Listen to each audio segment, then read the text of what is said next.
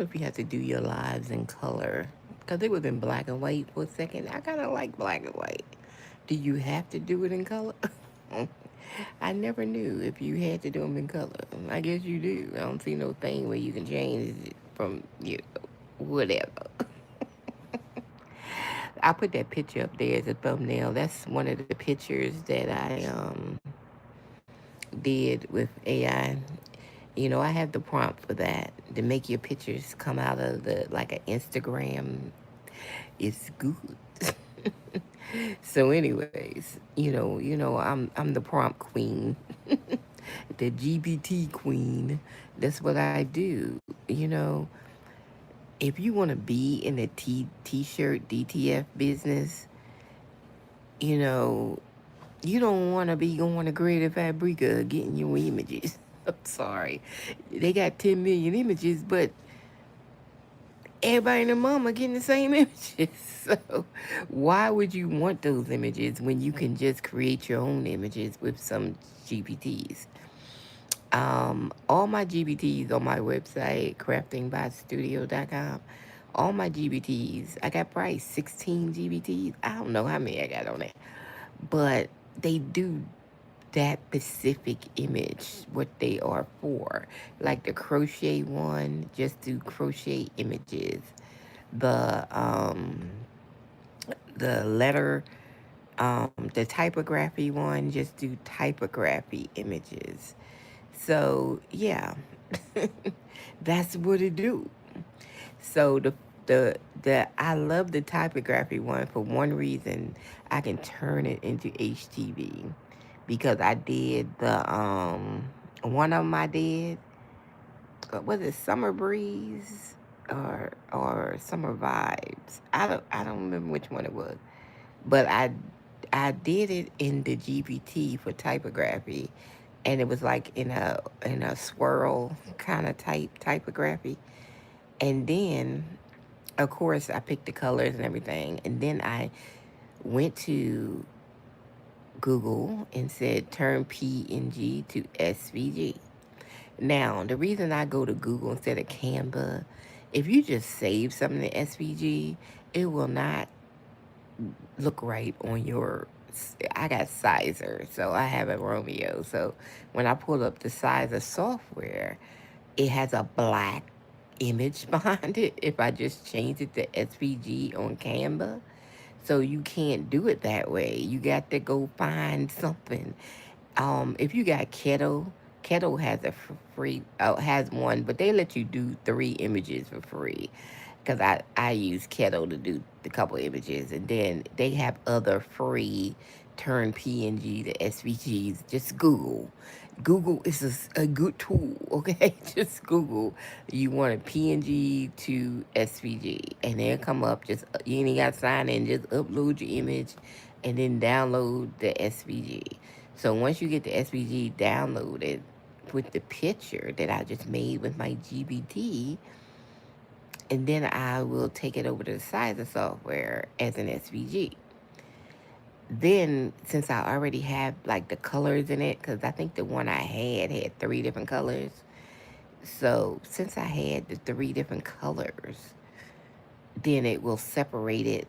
Then I can use 3 different HTVs when I do it. Cut it. So yeah. So that's the way I can take my GBTs. Now I can do sublimation and just make one sublimation print. I can get DTFs made of because I don't have a DTF machine because ain't nobody gave me one. Look, I can't afford it, so the only way I'm gonna get one is somebody gave me one. Okay, but yeah, the then if you get them made, like I have got DTF made before, so I support my small businesses or my businesses. And you can get that made of the print. You can get those made, or you can do a sublimation, or you can do it in HTV. Because the one thing about my typography GPT, it separates the letters. So you have that space in between, which is great for turning into HTV because it separates it. You know, if you have multicolors on it, and then you can actually cut the different sections and put different vinyl. If you want to use glitter, you want to use whatever, you can do that with it. Matter of fact, I did cut one, but I haven't put it on a shirt yet. Look, I be cutting stuff and just sitting on the side till I get some shirts. Cause right now I ain't got no damn shirts. I think I'll be back together soon, I guess. I don't know. It's just been so much going on, and money and food prices, and I ain't had no money really to buy extra shirts because I have to make profit first off my websites. I have 3 websites, but we got to see some profit money. We got to see some sales. And really, I haven't been able to push it out like for ads or anything because gotta have money to do ads. So I've been doing self social media. So, my Instagram, my Facebook, and my YouTube. Yeah. So it's hard to do self social media. Well, Facebook is better if you have your own group and you have people in your group that you sell to. That's the only way you gonna sell on Facebook is have people to sell to. Because I used to do credit repair, and I had a credit repair group that had 7,000 people. I used to sell ebooks to those people. Okay, it wasn't till like you know. So you kind of gotta get you a group that you could sell to when you on Facebook. Yeah, sort of. The Etsy groups is not going to let you in and say, oh, I got this for to help you with your images and nothing. I don't know why people make groups when they don't let nobody post nothing. So I don't even understand. Whatever. But you can't really go in other people's groups and say nothing about your business. And then when you get in them business groups, they don't help your business because everybody in there got a business that they trying to push. So ain't nobody, you notice you don't see comments on anything. You don't see no activity in them groups. They just a waste of time. I don't get in no groups, okay? Now, one thing groups are good for is to create a mailing list. And see, a lot of people don't know that. They just keep getting groups and they have no way to collect emails off these groups. And they got 30,000 people in the group with no email list. I was like, see, these people don't even see. I'm smart. It's a whole damn software that you can connect to Facebook that collect emails for you and put them on a damn Google sheet. Because I used to use it for my credit repair group. Okay, so I don't even know why people build groups and don't attach this. I mean, what's the point of having a group and you getting all these people in the group, but you don't even have no way, no email list? Okay, what is going on? I don't know. You know, I I don't know. Maybe I'm the only smart one. I don't know, but I be trying to school people or stuff like that. I be like, if you're going to make a Facebook group, make sure one of the questions is what is your email address, and get this freaking software that you could attach to your Facebook, and it automatically puts the stuff into your Google Drive, Google Sheets. I forgot what the software called because I used it, and it was years ago though when I had the credit repair group. Because it was probably about 7,000. Actually, I didn't buy the credit repair group. Somebody, I don't know. I used to post it and all the time, and the guy, whoever owned it, I don't know if it was a guy, girl, I don't know. They said you want to be a moderator, and I said okay, fine, right? So I was a moderator in the group, and the next thing I know, the admin was gone. So I asked Facebook, can I take over the group? Because the admin gone. They deleted their page. so so the so Facebook gave me the group. And the group had like 7,000 people in it. So if y'all ever find a group that the admin done conked out, then you can do that. So anyway, so they gave me the group, and then I was like, okay, I got the group. So that's why I used to sell like all my credit repair ebooks and stuff to that group. I just to that group in there. So yeah. So then when I was done doing credit repair, I was tired of it. So I got out of credit repair, and then one of the girls who was in there, she's like, I say, well, I sell the group. So I was selling the group. So I sold the group for like $700. So I made $700 for a group I ain't never paid for. So y'all gotta think smart. People will buy these groups, okay? So you got to think smart. Be smart with your social media and stuff. Yeah, but you need to attach that email thing when you on a group, and make sure you have that. You can Google. It's some software. I forgot what it's called that you can attach to your Facebook groups, and then when they put their email in, it automatically goes to your Google Sheets or whatever. So you can have an email list. So that way, if you do sell a product, then you have an email list that you can punch, out emails and stuff like that. So that's another thing that people don't even know. I just know so much.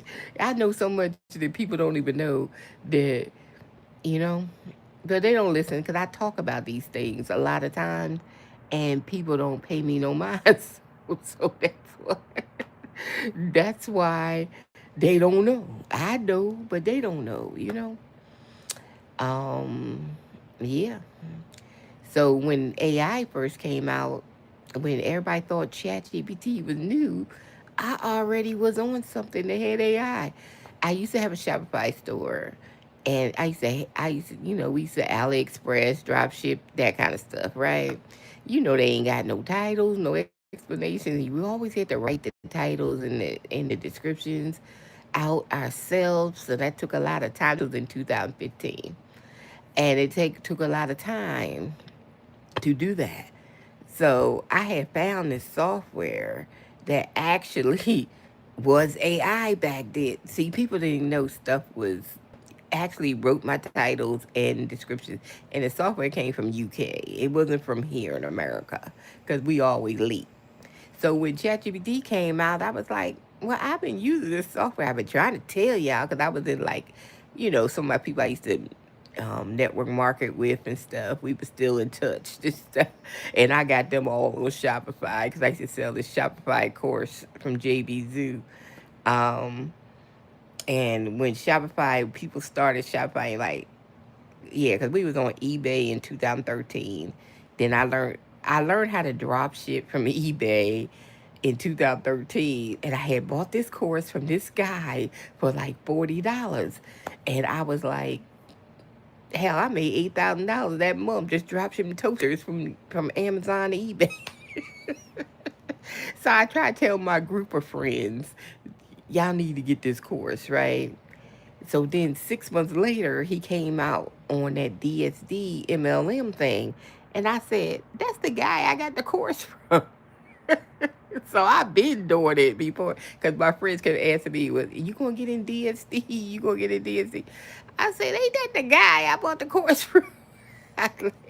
Yeah, that was him. But I did get in DSD just because he was in it because I the one I bought the course from. So I said, yeah, we were drop shipping like crazy back in 2013 on eBay. Child, we was making buku money. And then come 2014, then it was like, okay, everybody's talking about FBA, Amazon FBA. So we started learning that. Back then, it was harder to get in because you had to do these spreadsheets just to get in the clothing category and stuff like that. So I mastered the spreadsheet, with lies, of course, but I mastered it to get people qualified. So I used to charge people like $25 to do their spreadsheet. I'd be like, I do your spreadsheet for $25, and I make them a spreadsheet. They upload it to Amazon. They in the category. So I used to do that. That was back then. They don't do that now with the spreadsheet. But back then, when everybody started first getting the FBA, yeah, you had to do that. And I used to sell, like, all my products was $1 and under because I found some wholesalers in New York, California, whatever. I was getting cheap stuff. Dollar Tree. So I had got these cups that they must have been new at Dollar Tree. They were just cups, and I used to get stuff by the case from Dollar Tree. So I used to pick it up at the store so I wouldn't have no shipping. So when it comes in, I go pick it up. So I put it on, I send it to the FBA, which where you send it to the warehouse, you ship it in, and they started selling. I was getting these cups for $1 and was selling for like 9.99 or something like that. Something like that. And I sold the whole case. I said, okay, let me buy some more. So I kept buying cases of these cups and they kept selling. That's when it was easy to sell on Amazon. It was good on Amazon then. Bye. Yep, it was easy to sell, and you could sell very easy back in 2014. They didn't have all that ad stuff and all that stuff that they have now, which makes it harder because everybody was in house, so it was easier to sell. So it stayed within Amazon. So we made a lot of money on Amazon. And then come 2015, it was Shopify. And then it was a Shopify course on JB Zoo. And I got the Shopify course. And, of course, you can sell as an affiliate. Of course, I was selling as affiliate to my friends. So people would buy the course. So when I did the course, he mentioned this website called Waynalo. Waynalo was like a third party website that already had 11 million people on it. And you could connect it to your Shopify. So he just mentioned it in passing in the training. He didn't say that it will work. He didn't say nothing about it. He just glanced over and said, and I said, okay, let me put it on. So when I put it on, I had this lip gloss that I was getting from AliExpress. Okay. And then it started selling. I was like, and it tell you where it was selling from. It was selling from Waynalo. So I kept getting all these sales. Like I was getting sales, a lot of sales. I sold like $12,000 in lip gloss. Okay, to where I started buying the lip gloss so I could ship it myself because it was so much I was selling it. I started getting it from DH Gate, and I started, packaging it up in 6 or 8 tubes and selling it like that. But I was selling a lot of it. So that lasted about 6 months. About 5 of my friends listened to me that bought the course, and I told them, put this on your thing, put it on. And everybody was getting sales. We was cleaning up, right? It lasted about 6 months, damn it. And I don't know what they did, but I don't know if it was Shopify or Waynalo. One of them, I think it was Waynalo. They seemed to be getting all them sales, and they all of a sudden ain't nobody getting no sales no more. So I don't know what happened. I think Shopify still has that, but it doesn't work. It hasn't worked since 2015. But what gets me with Shopify, they seen that this third party app business would work for their model. They should have flooded the mobile network with different stores for people to connect to because they seen it work because they get a piece of change every time you made a sale. So they knew it worked, but they never did it. And this was 11 years ago. You know how many mobile app stores they could have had with millions of people that people could connect to, and that way you ain't have to do ads and stuff. Because that's the only way I used to buy them apps and stuff on Shopify because I was making money. Because I didn't have to do ads. I didn't have to do that stuff when I was connected to a third party. So, yeah, they didn't catch on to that for some reason. I don't know why. I should have been the CEO of Shopify because they didn't catch on to it. Um, so then after Shopify, that was it. Basically, that's when everybody started doing, because I used to get a lot of ads off of Pinterest too before they changed. We used to get all them repins when they used to have the repins. I used to get repins all the time, like all day, getting repins, until they changed it with the ads. So when everybody went to the greedy mode, that's when people stopped making money. When everybody went to the greedy mode. Before the greedy mode, you could sell anything on eBay and make money. Now it's like you fighting big retail, you fighting Chinese people with cheap prices, you fighting everybody else just to make a sale on these platforms. Um, yeah. So what I like about TikTok when it came out because, first of all, I knew TikTok Shop was out in Europe. And I kept saying, oh, it ain't in the United States yet. So I didn't even know when it came out because I just so happened to be watching YouTube. And one of the crafter girls said she had got 300 sales off TikTok. I was like, is TikTok Shop in the US? And see, I was like 6 months late because it was already December, so I missed the whole Q4. It came out that June or July, but I missed the whole Q4 because nobody was talking about it. All them people that I watched for e-com stuff, ain't none of them mentioned TikTok Shop. They was on TikTok Shop, but they wouldn't tell nobody. They kept that a secret because they was making buku money in them first 6 months and stuff. They ain't even tell nobody, right? Because it was Q4. They was making so much money. And they didn't even tell nobody TikTok Shop was open. I ain't see a video about it. They didn't start talking about TikTok Shop probably till that January or February. Then you start seeing people making videos about TikTok Shop and stuff like that.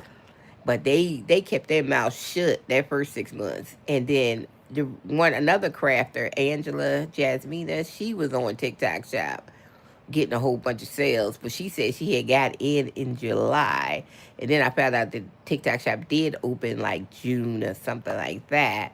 But she didn't really talk about it either. I guess she was just trying it out. And then come December, she did, and she finally said something about it, and she said she made this many sales. So it was another crafter girl. She was just making regular sweatshirts, Grinch sweatshirts or whatever they was. And she was like one of those home crafters. She didn't really know what she was doing. But she said, well, I was on TikTok Shop and they had this campaign for Q4. Like, and she's like, I just signed up and I was just started getting sales. So she didn't even know why she was getting sales, right? So then I said, let me look at this TikTok thing. So I started studying the TikTok Shop and how they doing things and in the Seller Central and all that stuff, looking at people's money, the affiliate side and the selling side. And I was like, this is genius because of the fact that you don't have to do no ads, even though TikTok has the ads. You can hire these people by giving them a percentage of the sale. So it's no upfront money. So you can have 100 people selling your product and give them a 10% commission out of the sale. That's how they sold all those 40 ounce. Remember those 40 ounce tumblers you kept seeing these TikTok videos for? And they was like a whole bunch of them. They had like hundreds of people selling that. I mean, one number I looked at, they sold about 60,000 of them things because they had 100 people selling it, giving them a 10% commission every time they sold it. So, so they made a lot of money. So you could do TikTok two ways. You could be the affiliate and you just get in the camera and show the stuff. And you get the 10%, 15% commission, whatever the commission is, when people buy it. And there's no upfront money from the seller because it comes out of the money from when somebody bought something. So that's better than doing ads. That's why TikTok worked for a lot of small businesses that was great, go out of business, and they went to TikTok and their business started booming again. And then here comes Orange Man. They want to take over TikTok.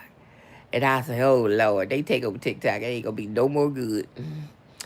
Because all they care about is ads and greed and ads. And see, the Chinese people, when they ran it, they're not like that.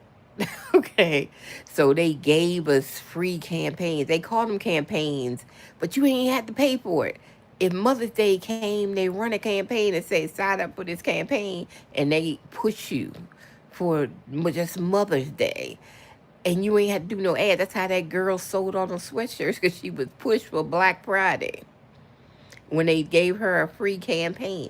This is what I'm saying. I studied TikTok down to the, that's why I knew how it ran. Okay? And so, yeah. This is why TikTok worked for a lot of sellers. Okay? So when they shut it down the first time, then everybody was mad.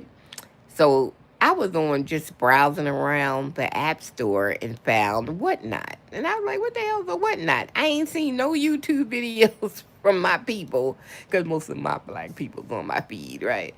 I ain't seen no YouTube videos about Whatnot. I ain't seen nothing, right? So I went to the app and I said, this is a whole lot auction. They selling like more or less liquidation stuff. And I was like, well, hell, in my selling days, I know all the liquidation websites, all the B2Bs and stuff. And I was like, well, shoot, I need to go buy me a liquidation box and do some auctions. But yeah, I like Whatnot because of the format. It's so easy to do.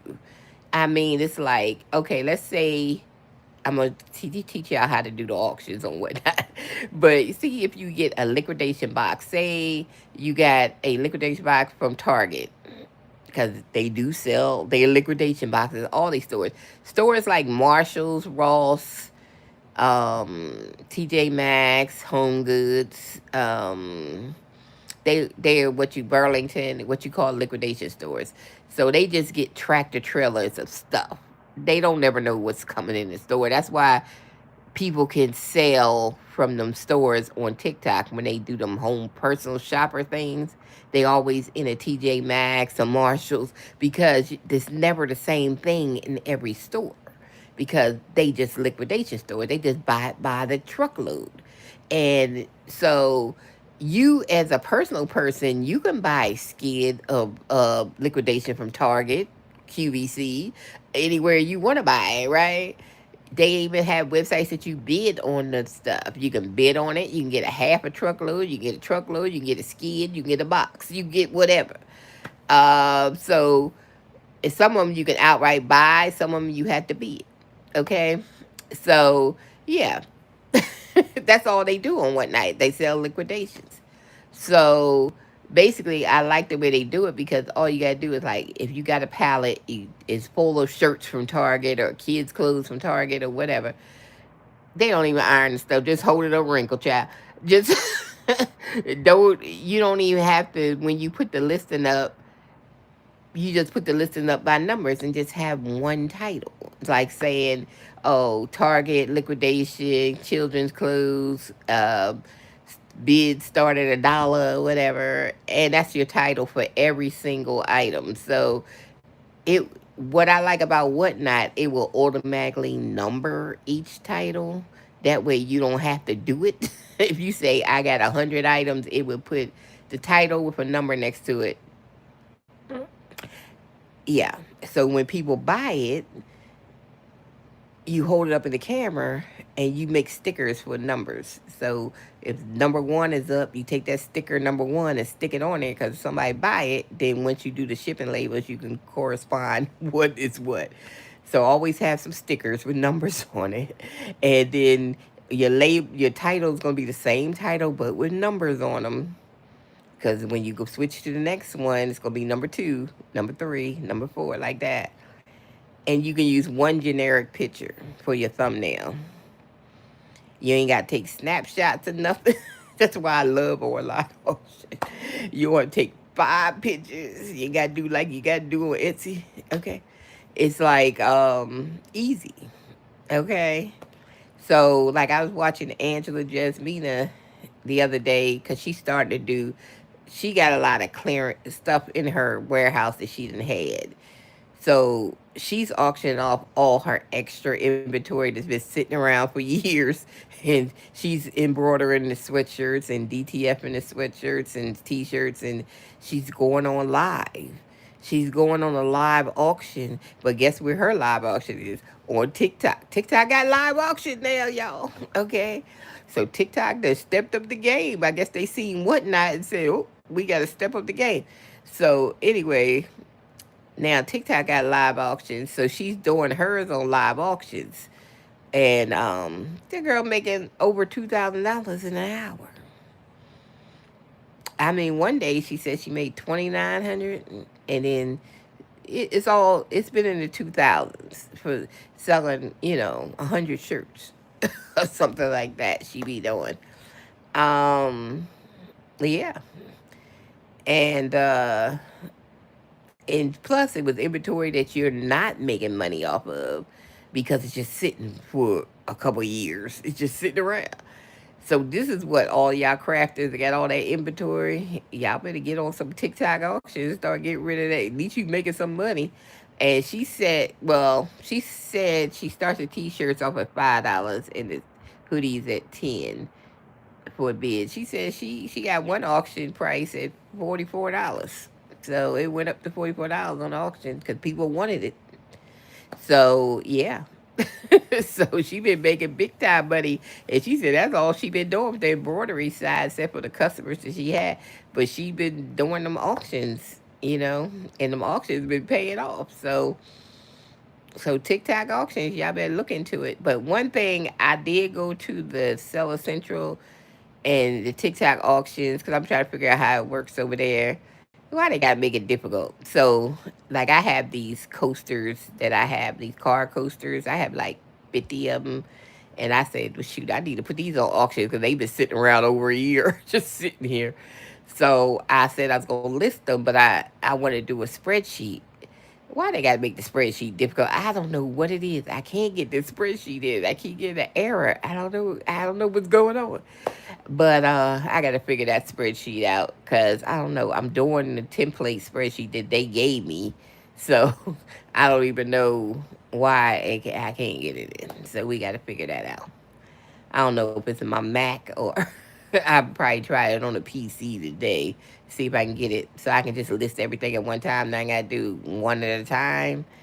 But yeah, that's what's going on with that. So we haven't even got those listed yet because I said I was going to try the auction on TikTok and see how I go with those little car coasters. Just something to try. Like I say, but if it work out, if it try, I might have to get me some liquidation stuff, for it because whatnot has a lot of people, but TikTok has more. Okay, so there you go. So yeah, TikTok auctions up. Now the two things I think that they behind on the times that should have been had auctions is eBay should have been had live auctions. eBay was the first auction thing, and they still got old people working for them obviously because they got a brain in them numbskulls. They should have been had live auctions on eBay, you know. And then another one that should have live shopping, period. It don't even have to be auctions. It could be just live shopping is Etsy. Why Etsy don't have live shopping when that's the thing now? People love to see the product. That's what they love. They love to see the product. And if they can see it live, it's like them being there, trying it on, looking at it and stuff. If Etsy had live auction, live selling, people will make a buku money off of Etsy. Etsy got 89 million visitors.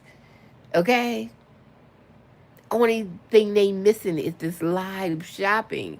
I don't understand why they don't have it. I just don't understand it. You know, that's why I came off of Etsy because they might have 89 million people, but they give you 10 organic traffic because they want everybody to pay them money. And I don't like that. And I was like, I was on there 10 months. I think I paid out more than I made every month, and I didn't even make nothing. I don't even remember making anything really. Even though I sold images, I sold like 50 images, but I ain't make no money. Because with the fee and my images only costing $2.99, I ain't make no money. And then I had to run a dollar ad just to get views, which came out to me paying Etsy $38 a month to make no money. So I was like, this ain't working out. I had to get off Etsy and I created my own website. That's when I made BossLadyMerch.com. I put my images and stuff on my own website because I said I could push to social media and get more than 10 visitors a day on my own daggone website. And me using what I use, which I use Lovable, I run 3 websites for $25 a month. That's all I pay Lovable. Because the thing with Lovable is They have a credit system, like 100 credits per $25 a month. But you could build a whole website with 100 credits because they don't use like one credit. They take minuscules off of the credit. So you could build a whole website. Okay. You could keep adding on to your website without credits because I have done it. When I ran out of credits, I was still adding product to the website. The credits are for when you talk to the bot to build the website and add stuff to the website. That's what the credits are used for, not to add stuff to your website. Like if I'm just adding a product, like I have a store, so I'm just creating product in the admin section. You can keep doing that, right? I love Lovable because I have 3 websites, literally 3 websites with Stripe on it, and I paid $25 a month for 3 websites, basically. And one thing I love about Lovable was when it was time for me to do my domains, I didn't have to go to Namecheap and do the DNS myself. All you gotta do is tell them what the name of the website gonna be, and they will pull, and then you'll sign into your Namecheap through Lovable, and then they go connect everything. You ain't gotta connect nothing. I love me a bot. Okay, it connect everything. It connect your Stripe. It connect everything. It does it. I love it. So all my websites was built with, you see all my websites in the description. All my websites was built with Lovable. I love Lovable. I always recommend Lovable. So yeah, I do. It's affiliate to it, but I ain't put the link on the description. But that's what I use for all my websites. All my websites was built with Lovable. Okay. Um. So I got away from Etsy because they wasn't doing nothing for me. I don't care if they wasn't giving me no organic traffic. They wasn't pushing me. They wasn't doing anything for 10 damn months. I gave them 10 months. That was a long time. And they ain't do nothing. So I was like, I'm gonna make my own website. So I made my own website. So, and I pushed my stuff out to my Instagram, to my Facebook, to my YouTube, whatever, my damn self, and I can get more than 10 views. Okay, so that's crazy, paying them that money. See, the thing with American e-commerce, all they greedy. They want you to pay for ads to be seen, but then they don't want to give you organic traffic. This is why people love TikTok when it's run by the Chinese. That they didn't run their country on greed like that, so they didn't run TikTok like that. So you didn't have to do ads on TikTok, but most people, if their video went viral and their sales was popping, they the company that you like, the affiliate stuff, the company that you're doing affiliate for, they will get your ad code and run the ads themselves and pay for them, so you can get more, push. So you ain't had to pay for nothing. so, so that's what you want. So now that TikTok is bought by Oracle, the Israelis, okay. Um, I haven't noticed any change except for people complaining about the RM, whatever it's called, where people get paid for their videos. They said that was down. But as far as the selling side, I don't really see any changes in Seller Central that they mess with anything. Um, I don't know how the algorithm is going because I heard the Chinese was taking their algorithm. So I don't know if they kept the same algorithm, not kept it, but duplicated the algorithm of what they did. Because I haven't seen people complain about their sales on like affiliate sales and stuff going down. But I did hear people complain about the money they make off of videos. That that was down. They wasn't making what they used to make.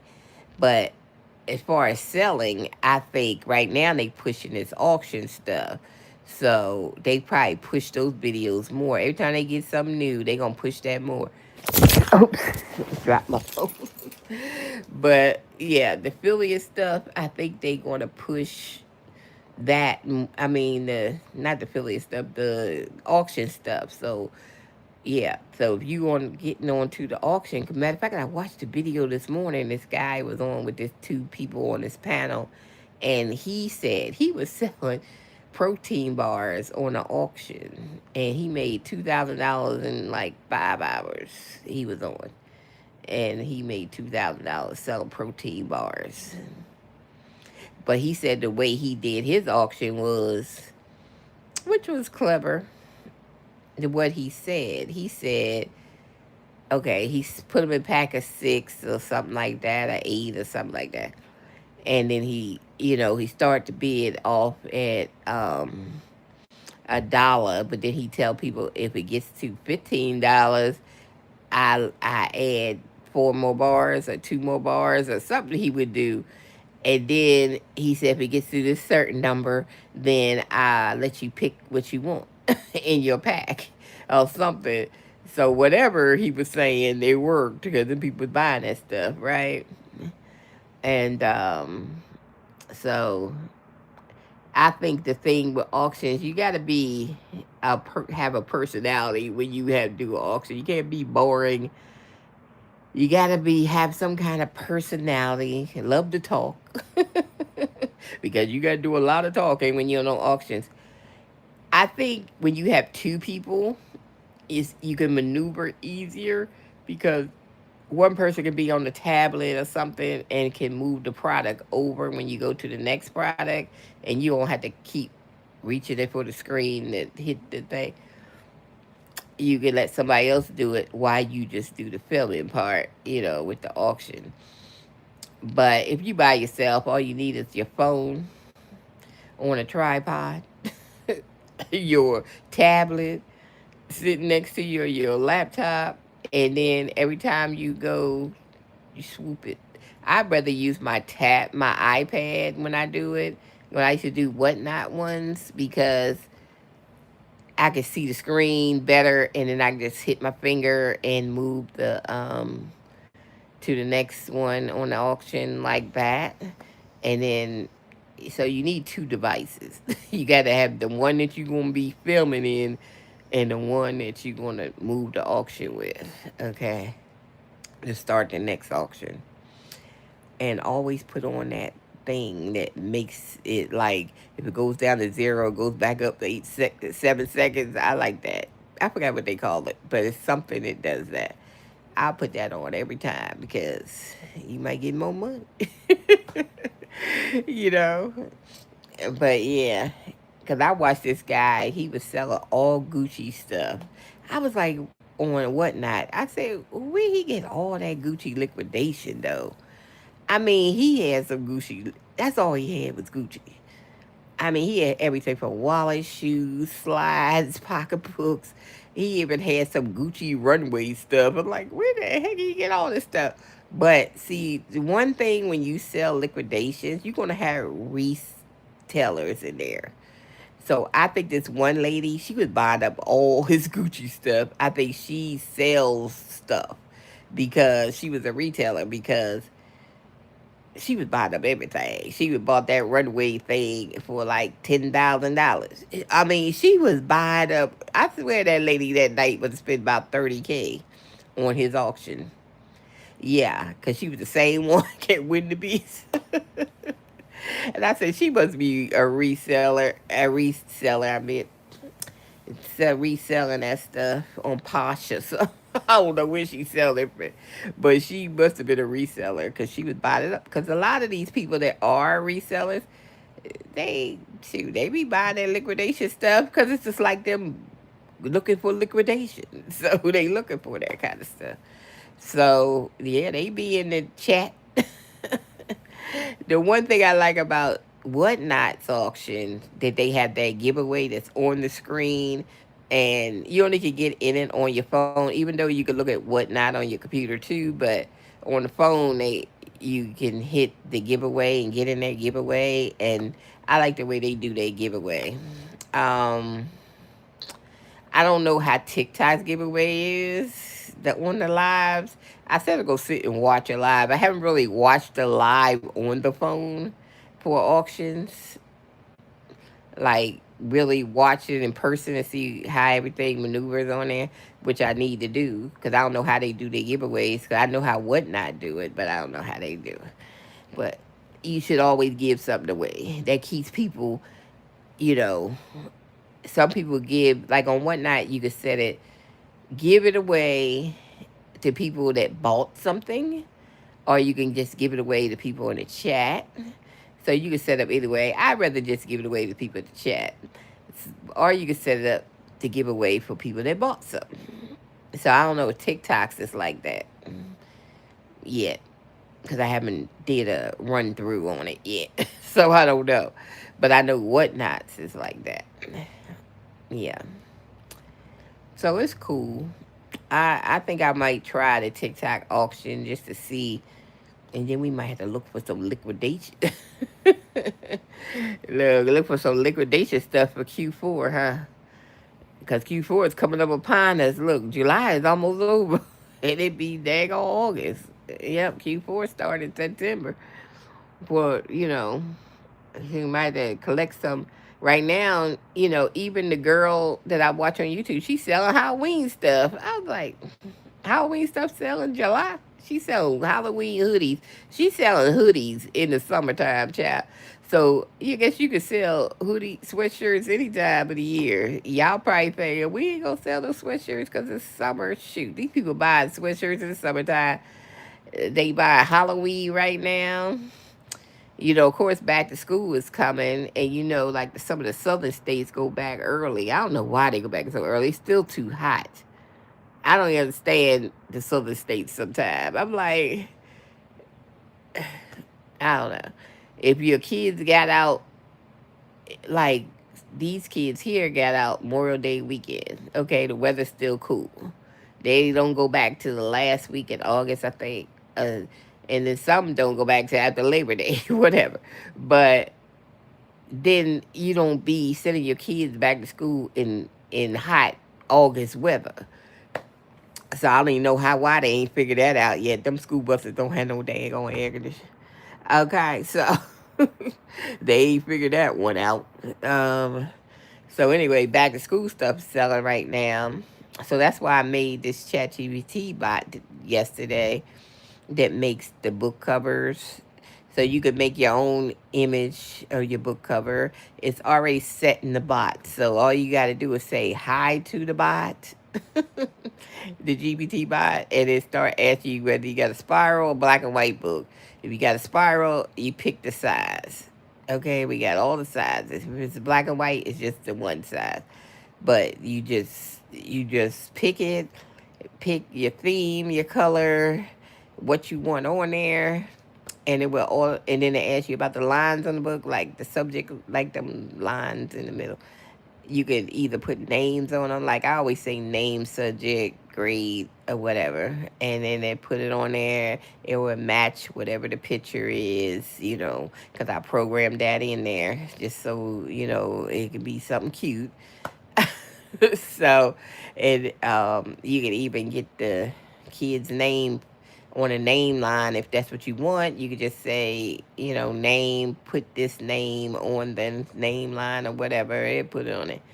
Whatever you want. It's a bot. Okay, so I made y'all life easier making these printed, and just get some printed sticker paper, put in your inkjet, print it out, peel it, stick it on the daggone black and white book you get from the Dollar Tree. Okay. Make it look expensive. Okay. So I do have some. I found another website that has a lot of print on demand stuff. Oh my God.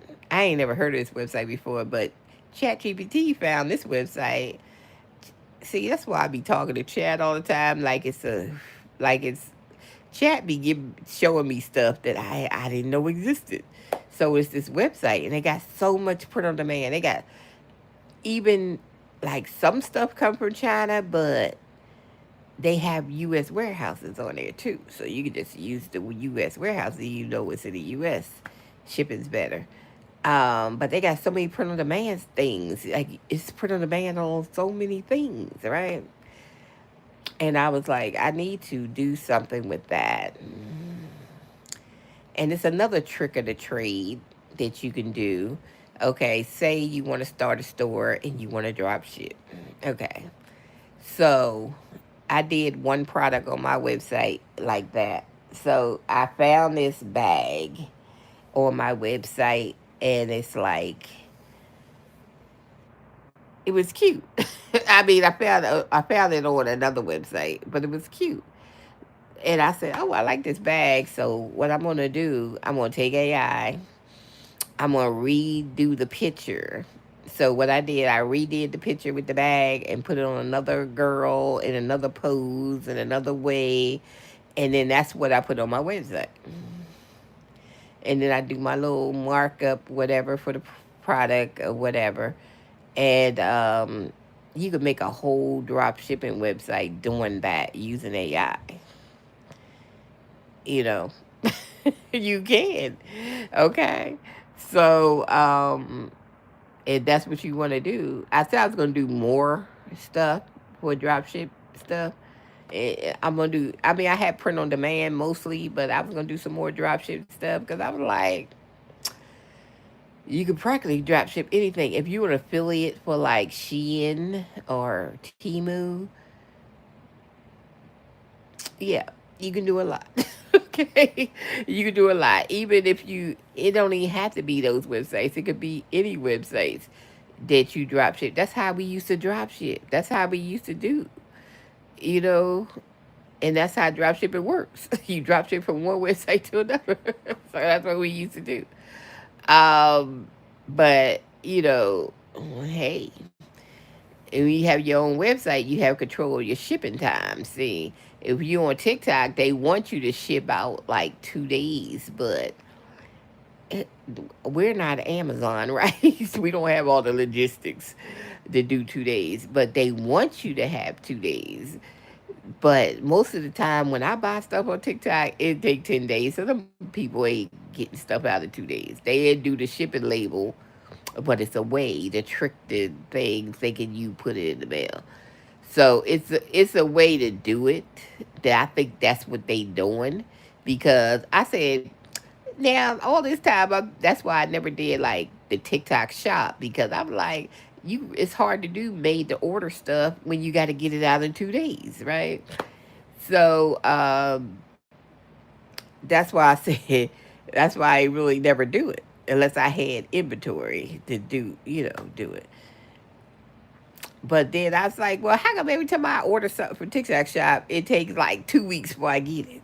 So somebody lied to me, right, about this 2 days. And then I watch this other guy's video and I see what they doing now. They doing the shipping label, but see, they had said it had to be registered at the post office within 2 days.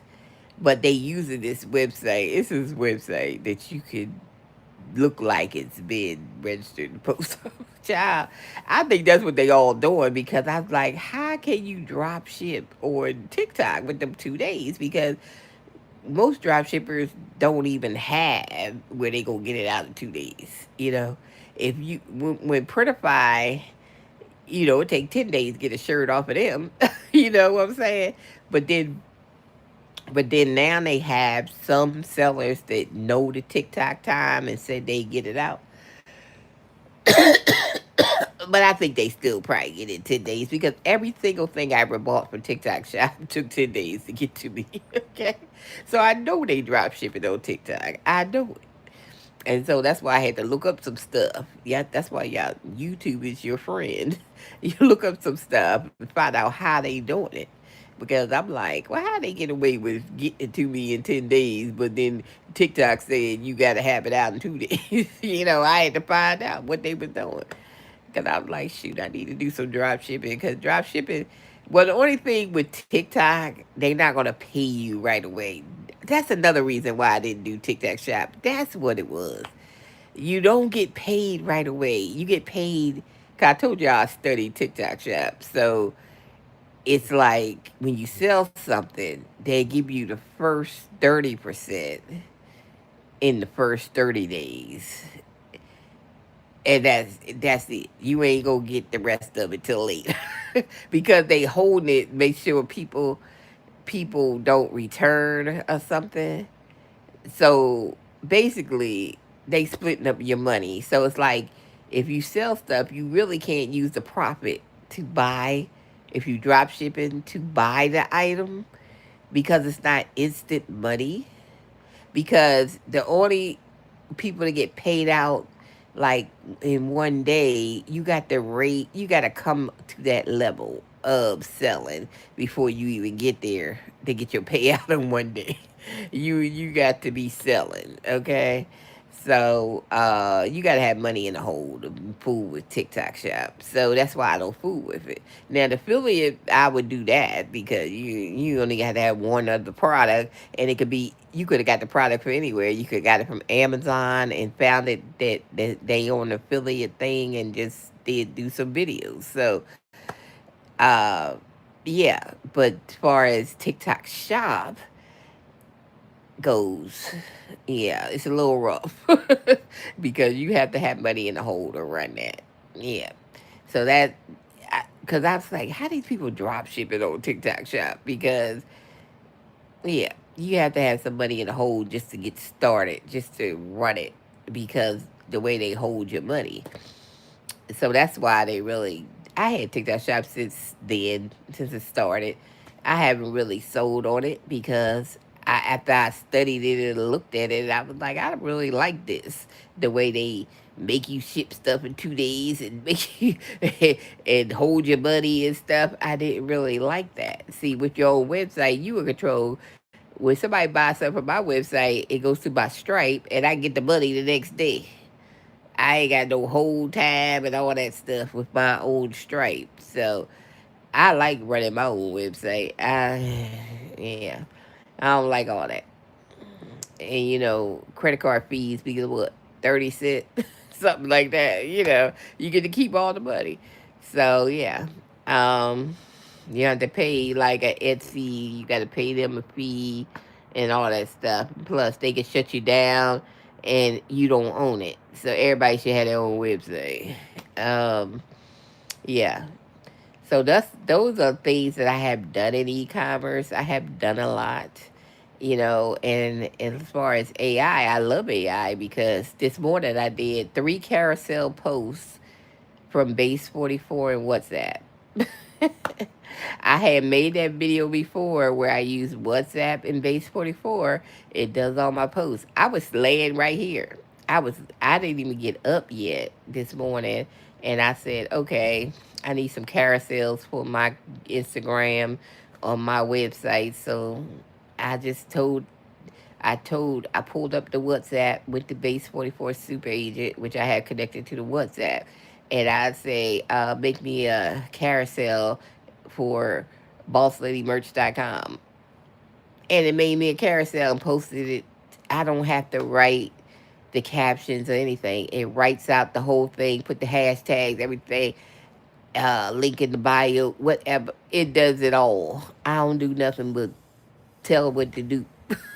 you know. So when I want to do like regular quote posts, I just say, write me a morning post for Monday morning, whatever, and it send it on to Instagram and post it for me. So basically, I don't pay for Base 44, and I haven't. If you went to my Instagram and see all the posts came from Base 44. I have never paid for Base 44.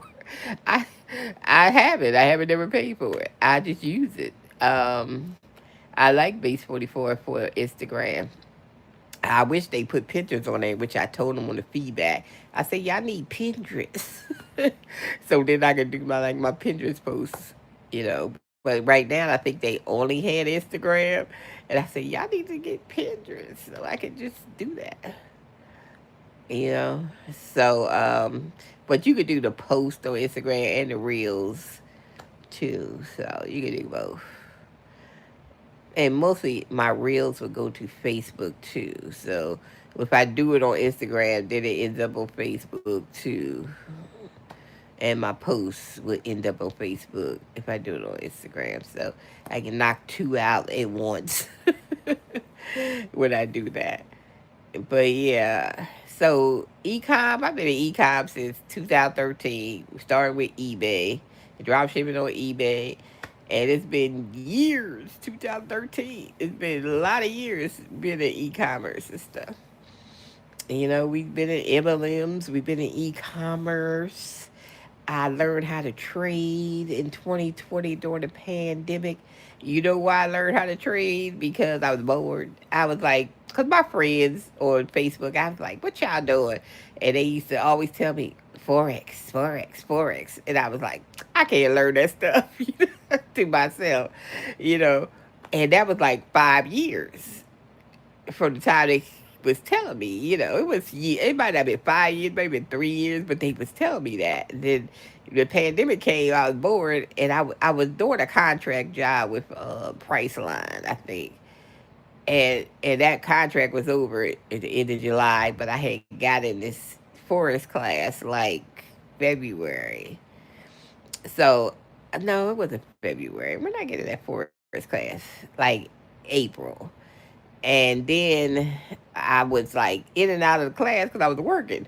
So when the contract was over, I was like, oh, I can get in this class full time now. So I got in the class full time and I started going to all the live Zooms when they was trading and all that stuff. It took me about 9 months, I say, to learn, and I learned it. So I know how to trade right now. Like I even looked at the markets this morning because I don't know this fool. He keep manipulating the markets and stuff. Man, it's hard to trade with him in the White House. But but yeah, I learned how to trade. So I right now I'm not trading because I gotta get my funds together because I had to move from state to state and all this in the last 2 years. It's just been a lot. So I haven't really been trading because I've been paying everything by myself. I ain't had no extra money.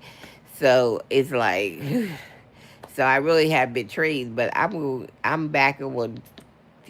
I recently moved to cheaper rent than I had, so I can have some money so I can trade with. So I'm getting back in trade by September. I'll be back in trade because that's all. That's where the money is. I got to get back into it, right? Because I still do demo trades until I start, which gets me greased up for. So I be winning them demo trades though. But yeah, I got to get back into trading because that's where all the money is. It's no money nowhere else. It's like people can't find jobs. Like I tell all my unemployed black women, y'all better get in a forest class. And I'm telling you who I recommend because she was one of my coaches. Look her up. Her name is Coach Max. Look her up.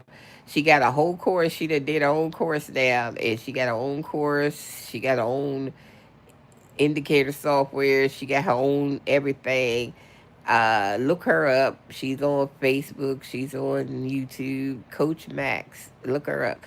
If you don't learn from nobody, learn from her because she teaches easy and she teaches where she simplifies it for you, and she's good. She does one-on-ones too. She likes to do, like, she goes around the world teaching people trade and stuff, so she likes that. So she's an excellent teacher because she loves what she does. In 2018 she was on an EBT card. Now she's a six-figure trader. So hey, it could be you. Okay, so I recommend her. She was one of my coaches, and I don't get nothing for recommending her, but I be telling my black women, y'all can't find, they don't want to hire you, learn how to trade. That's all I'm saying. That's where all the money is, okay? Once you learn it, you'll never forget it. It's like riding a bike. Like, I haven't traded in like a year, but when I go back to trading, I still know how to trade. It's like you don't forget how to do it. Plus, I was waiting for Dum Dum to be gone. Hopefully, they kick him out because he messed up the market and stuff. But yeah, I know how to do crypto. I know how to trade. I know how to buy crypto. I know how to do crypto. I know how to do mean crypto, whatever.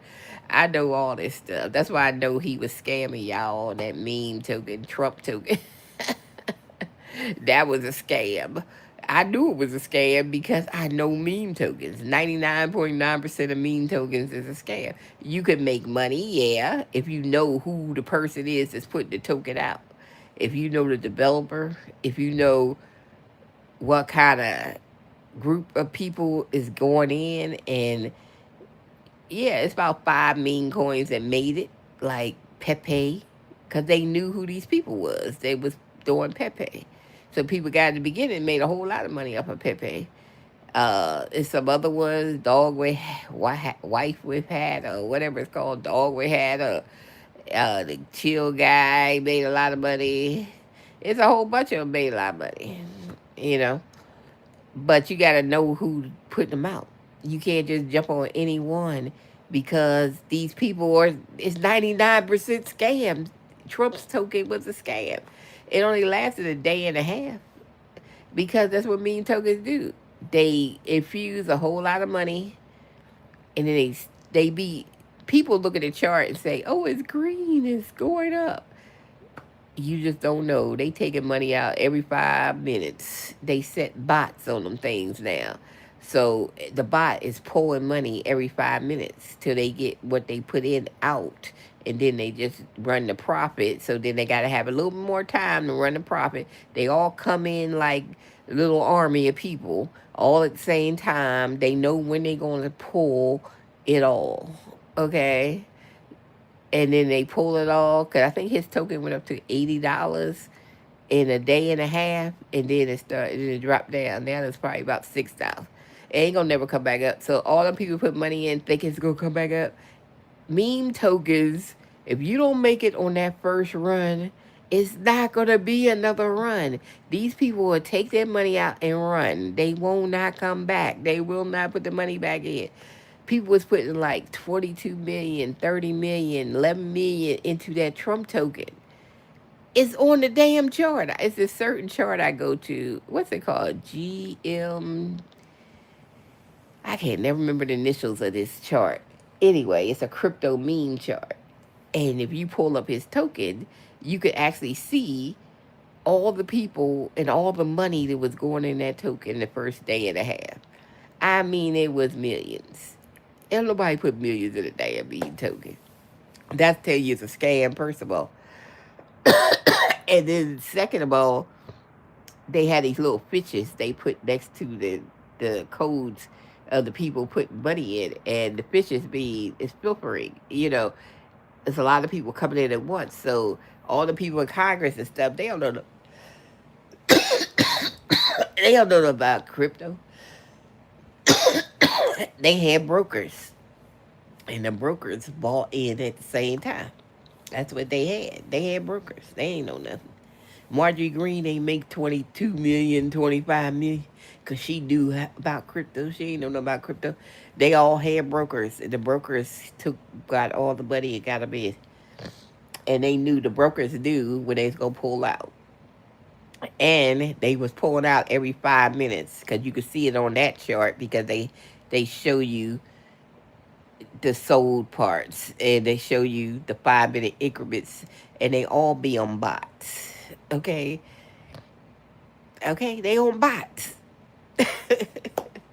So that's how they trade now. They trade with bots, and they all bots, and they pull out every 5 minutes in 5 minute increments. See, people that don't know nothing about crypto, they ain't know that. That's why people put in their life savings and got scammed. You ain't know that. You should never got in something you don't know nothing about. See, this is what I'm saying. People don't know stuff about stuff, and then they be getting in. You ain't know nothing about it, and you got in. Yeah. I mean, I still buy crypto, but I buy certain crypto. I don't be buying no meme tokens, you know. Unless I know who it is and I know what the game plan is, get in and get the frick out. You know what I'm saying? That's the game plan with all meme tokens. It's the game plan is to get in, get the money, and get out, and go about your business. You do not stay in there thinking it's gonna come back. Cause I had a girlfriend, she had like $9,000 or something, And one meme token, I kept telling her, I said, girl, do not leave that money in there. Do not leave that money in there. She left the money in there, and then all of a sudden it went, phew, rug pull. They pulled it all out. And once the liquidation's gone, you ain't get your money back. That's why I said, when you don't know nothing about this stuff, then you don't need to play it. Stay away. Stay far, far away. Because you got to know how to play it. And then she was like, I should. Did I tell you take that money out? Girl, I told you take it out of there. You cannot leave money in there. You could always go back in if you want to go back in, but if you went in like that, take that money out, child. Uh-huh. And the same thing with trading. If I'm trading and I'm winning, you think I'm not moving my stop loss up and keeping the money that I made from the beginning when I came in? That's how you never lose money in trading. You got to move that stop loss.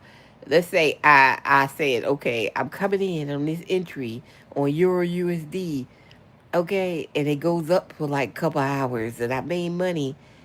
In them couple hours, I done moved my stop loss up, up, up. So if it did come back to my stop loss and cut off, I still have money. I still have money that I won because it cut it off, and all the money that I won from the time I went in to that stop loss, I get to keep. So it's like now with all the technology in trading, it's hard to lose money in trading. If you're just a dummy, but it's super hard with indicators, and you don't even have to know the candlesticks no more. I don't even know no candlesticks. I trade by the trend, basically. If it's an up day, then we going up. If Trump stay off the news, we be fine. Because he always messes up the damn market. Because he a damn trip. Okay, so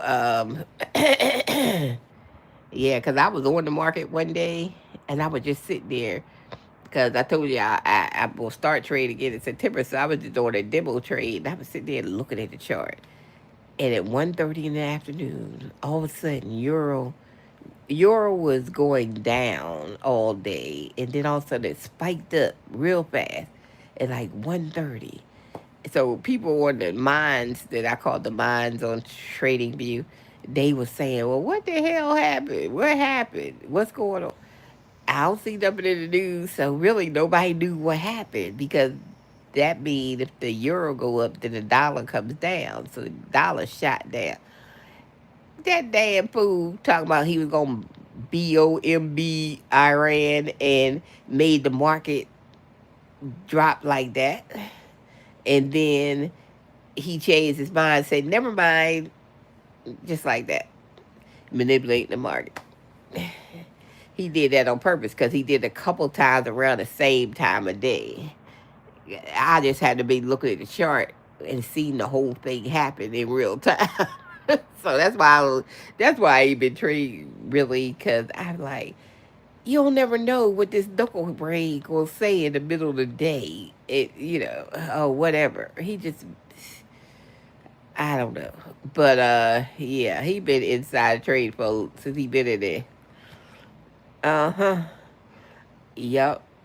So we used to be able to look at the Thursday unemployment claims. Uh,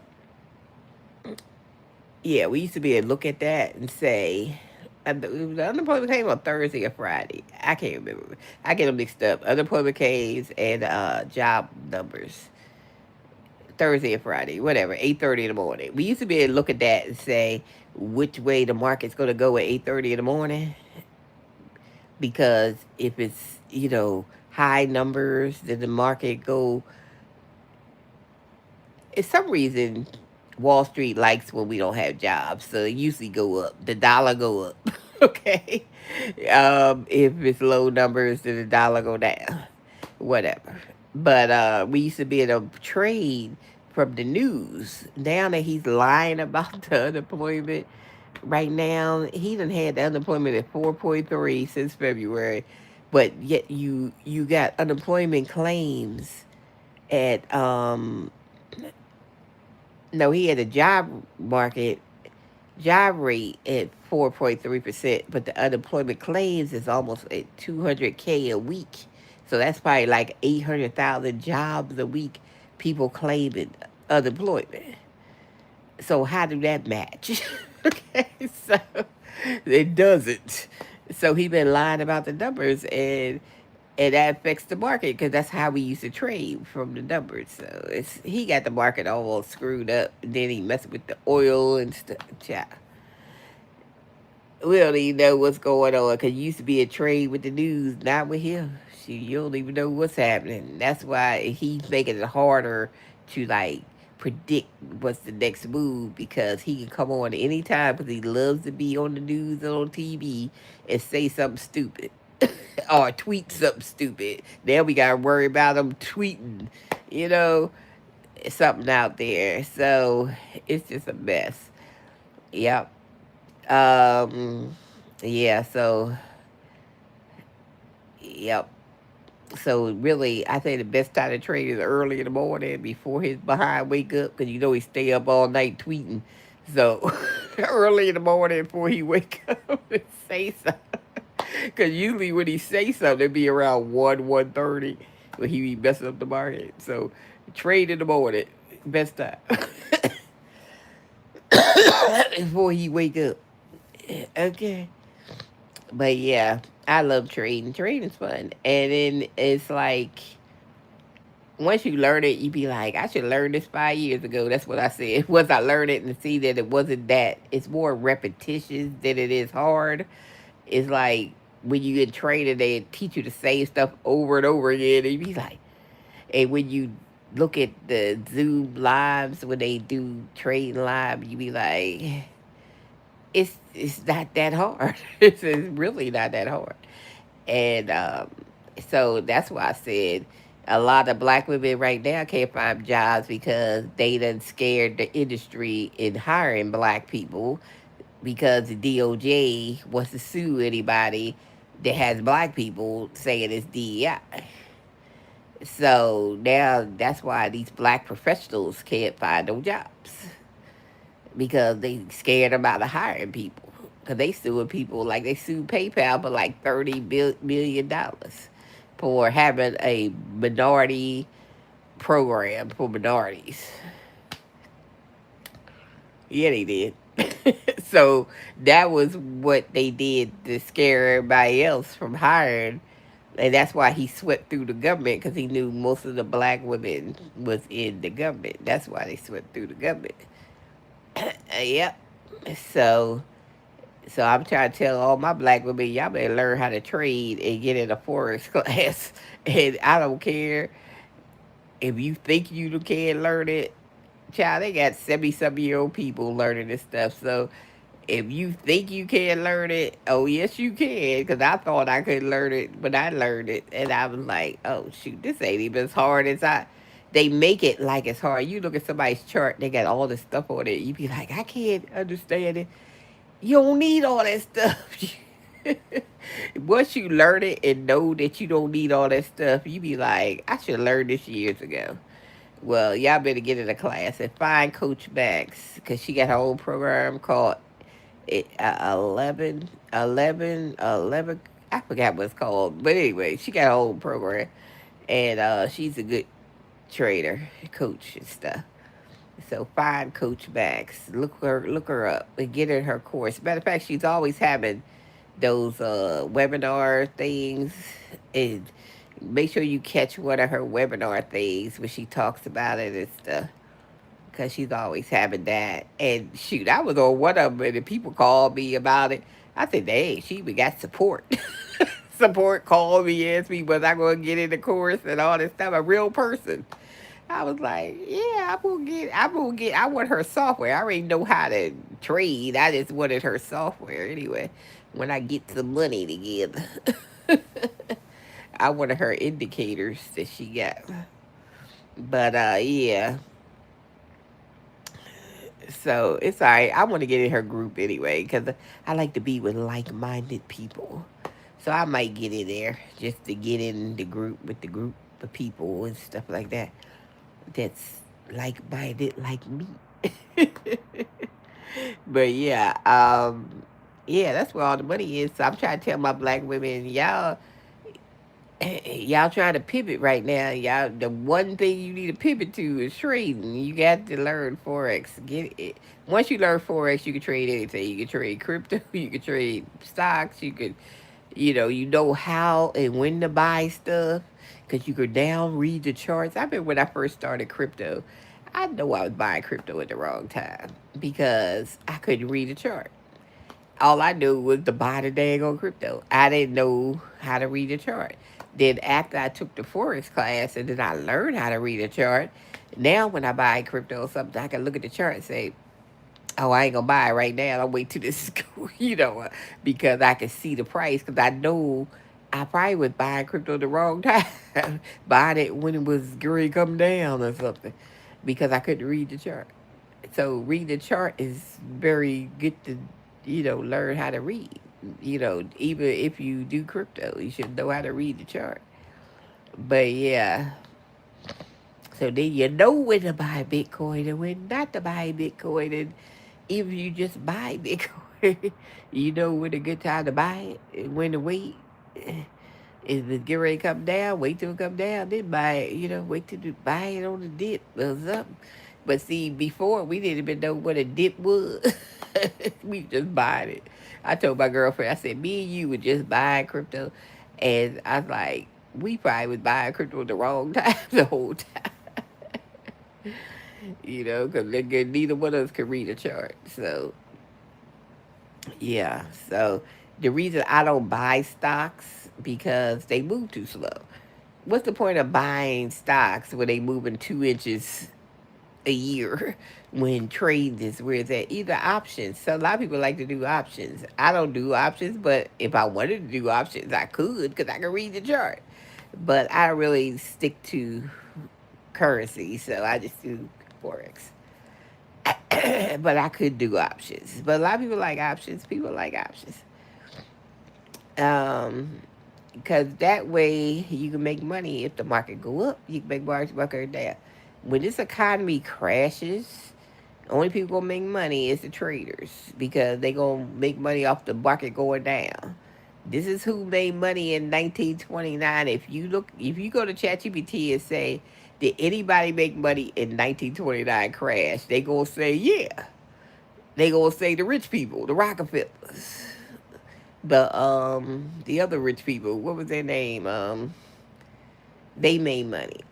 All the people that had brokers and had brokers trading for them, they made money off of the market crashing. Everybody wasn't poor in 1929. The rich people wasn't. Now that they have retail traders, back then they didn't have that. Now that they have retail traders, it's more people that trade in their house. You probably see a neighbor say, "Damn, he don't never go to work. How he make money?" He probably a day trader, sitting in the house making money. A lot of these expats that's moving over there to Vietnam and moving over there to Thailand and stuff, a lot of them are traders. They can live in where they want to live. Because the guy that does a lot of videos on the expats, what's his name? Isaiah Ashley on YouTube. He's a trader. He said he don't really use his YouTube money to live off of. He lives off of his trade because he's a trader. He has interviewed other people. The girl he interviewed, she says she's a trader. She moved over there, so they making money trading and they living cheap over there in Thailand. See what I'm saying? Yep. So yeah, yeah. The money is in the market. So you got to learn that. And the money ain't in buying stocks. The money is trading stocks. So not just stocks, trading euro and USD and currency, learning forex. So learn that stuff. That's where the money is in trading. That's where all the money is in the market. You might be you can make more money in the market than you can make on a job. So that's why a lot of these day traders they don't work. They do 3 or 4 hours in the morning trading and that's it. Monday, some of them do Monday through Thursday. They don't even do Friday.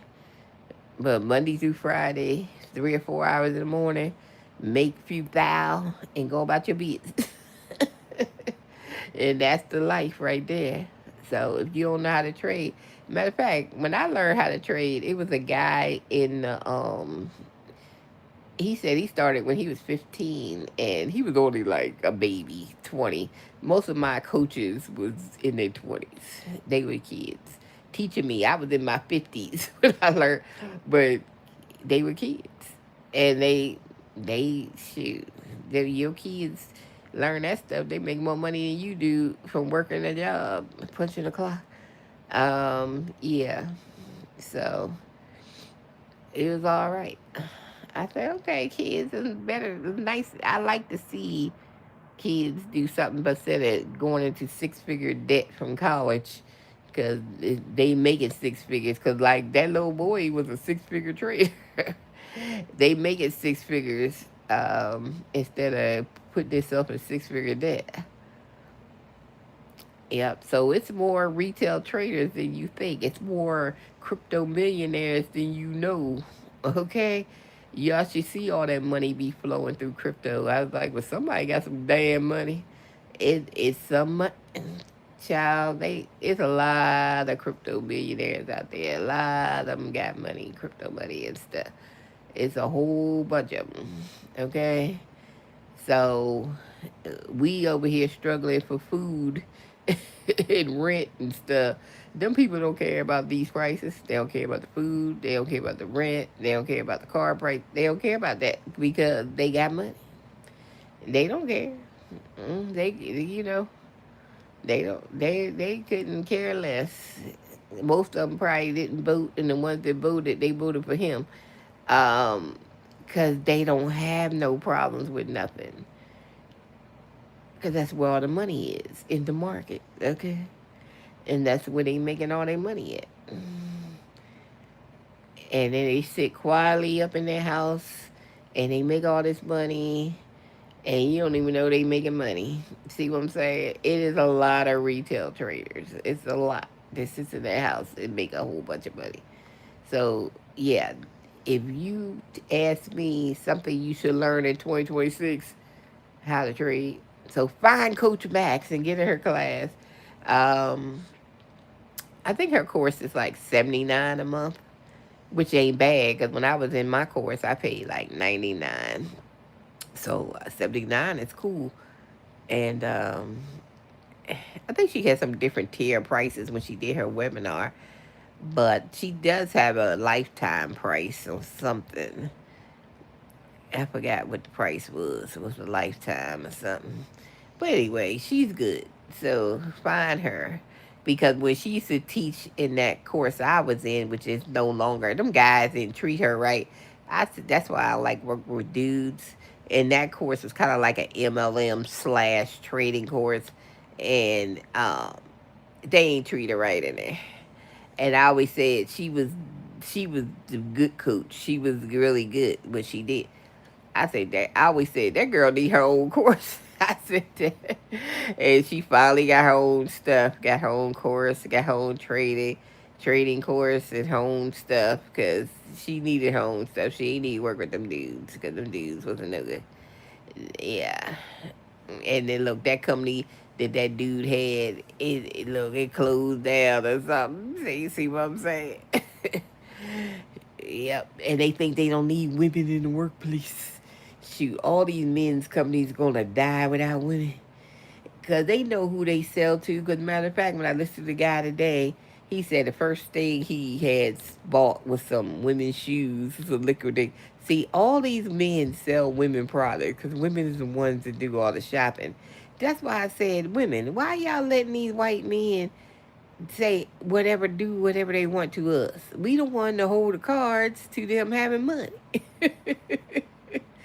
So they don't even understand that we are the ones, because that's what they sell. They be selling our underwear, our lingerie, our shoes, our dresses. Yeah, they sell our stuff, our wigs, yeah, our makeup. They don't be selling no men's stuff. They be selling our stuff. So we hold the cards to them making money. So women that stand up and act like it, shit, act like they don't drive this economy. Women drive this economy, not these white men that don't want you to work. They don't drive nothing. Okay? So yeah, that's why I keep saying. What happened to my screen? Hold on. Oh, we went dead for a minute. But yeah, that's why I keep saying we don't. I don't know. I don't know why women in America don't think they run everything, but you do.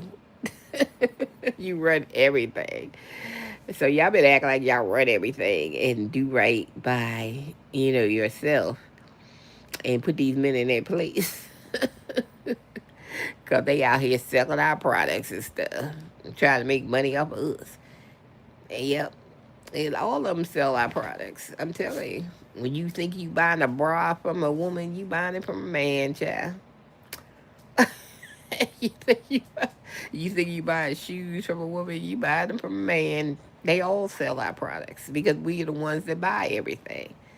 So women, if we want to get this country straight, we need to do a nationwide boycott and don't buy nothing. I'm already on a boycott because I ain't bought nothing. I ain't bought nothing from Amazon. I ain't bought nothing because shoot, with these food prices and stuff, I couldn't afford nothing. So I ain't bought nothing. So I'm on my own personal nationwide boycott. I ain't been in Michael's. I ain't been in Hobby Lobbies. I ain't been in, I ain't been nowhere to get anything, y'all. I ain't been nowhere. That's why I don't have no shirt today, because I ain't been to Hobby Lobbies. I ain't been to Michael's. I haven't bought anything from Amazon. I haven't done anything. It's hard, to buy extra stuff. We need extra money for that. So, yeah, because basically you paying bills and, look, I'm retired from the government, so I got out before all this stuff. So I worked my time in the government. I started in the government when I was 19 years old, so I worked my time. But yeah, so, I get a check. So I live off my check. And, I be like, yeah, I mean, yeah. And then sometimes I work remote jobs. If I want extra money or something, I might do a remote job. If I can find one now, you can't even find that. Even with my experience, because I've been there doing remote jobs since 2006, and I still can't find a remote job the last, since February. I haven't found anything. Can't even get that. so so it's like so everybody looking for some extra money. They got old people door dashing, doing Instacart. I mean, this old couple came to my door. I was like mortified. Because the guy was bent over. They looked like they was in this. You can't tell with white people in their 80s or 70s. I don't know, but they look old. And I was like, where are your grandchildren or something? Why are y'all out here? And I don't want no old people grocery shopping for me. It made me feel bad. I had some old people grocery shopping for me. Gig workers for these kids.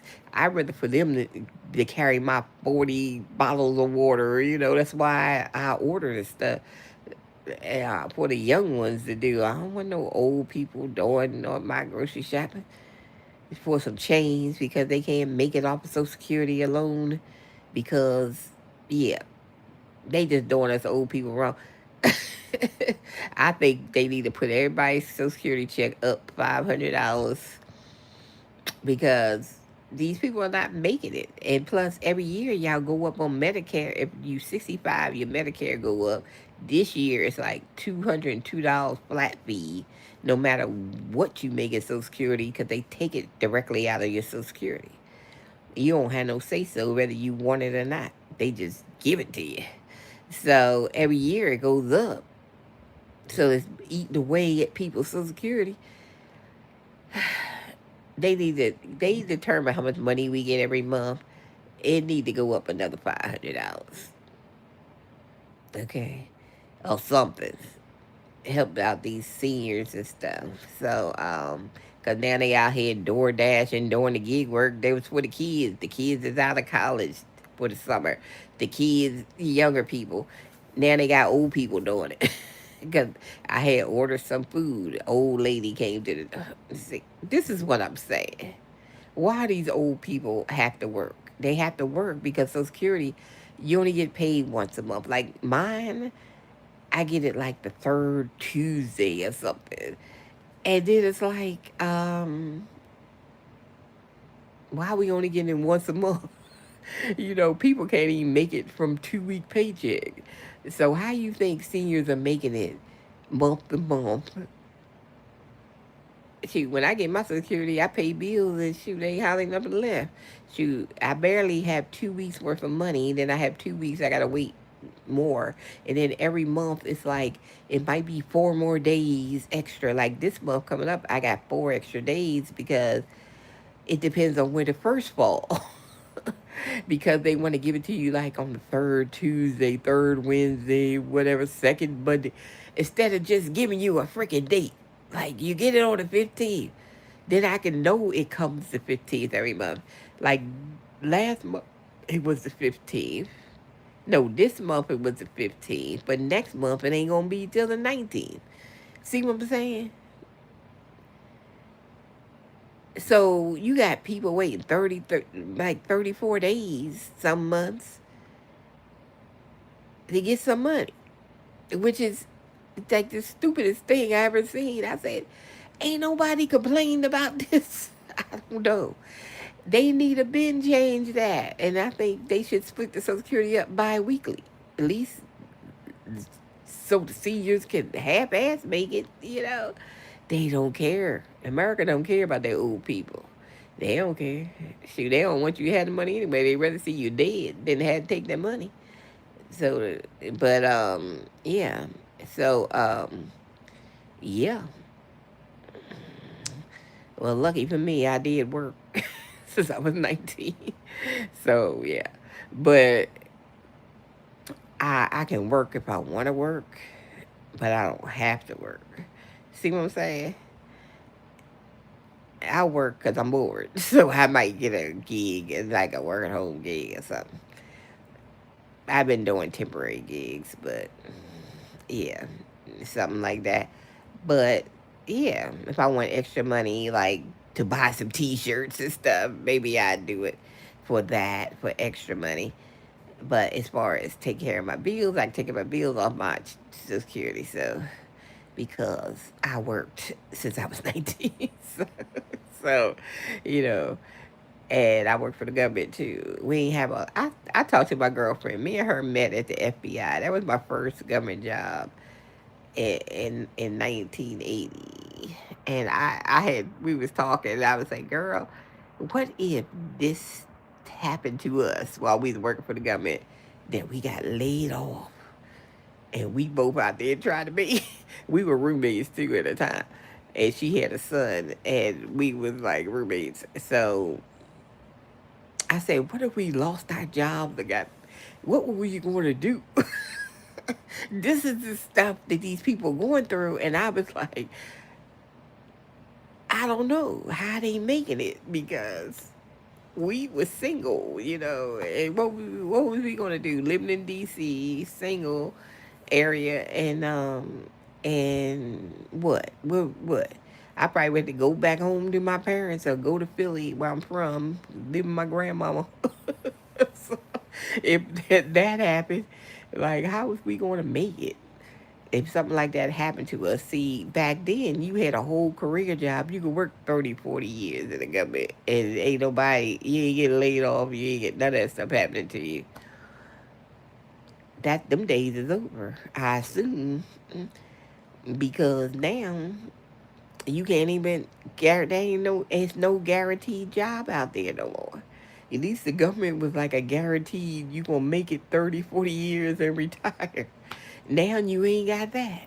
And then what you gonna do? I feel sorry for these kids and these young ones now because it's like they can't afford a house, they can't afford a car, They can't afford to live by themselves. Like my daughter looking for a place right now, and she's here with her 2 kids till she get another place. So I'm like, that's why I ain't been able to do nothing because the baby been here. But they back in daycare today because she started a new job today. So they're back in daycare. Yay. So it's quiet. I got the whole quiet day today. Okay, so, yep. But tomorrow I gotta be grandma because both of them got doctor appointment. One got a back to school checkup, and the other one got her speech therapy. So one is at 1:30, the other one at 3. And so I was like, dang, what am I gonna do for a whole hour? I guess I just sit at the damn doctor's always in the same place for an hour until the next one. So that's what I be doing tomorrow. Because she got to go to work. She just started her job. She does childhood stuff. So she got in another daycare or something. Um, she started today. So I was like, okay, I guess I got to take these kids to the doctor appointment tomorrow. So you take my car, and then I take your car with the car seats. So that way I don't have to move the car seats, even though I like my car better because I got an SUV. She got a car. I feel like I'm sitting on the ground. But I don't want to move them car seats and stuff. So, anyways, yes, I got to do that tomorrow. So, this is my only rest day. Tomorrow, I got to get up. So, go get them kids, pick them up at daycare, and take them to their appointments and stuff. Um, so I got mama duty tomorrow, grandma duty. But yeah, I told her she can't be taken off of work for them kids because that's why she lost the last job. She had to just keep taking off. I say, you can't just take off when you're the only one that got the 2 kids. Take the kids to the doctor appointment tomorrow. Because she don't really start till Wednesday. She went for like orientation today.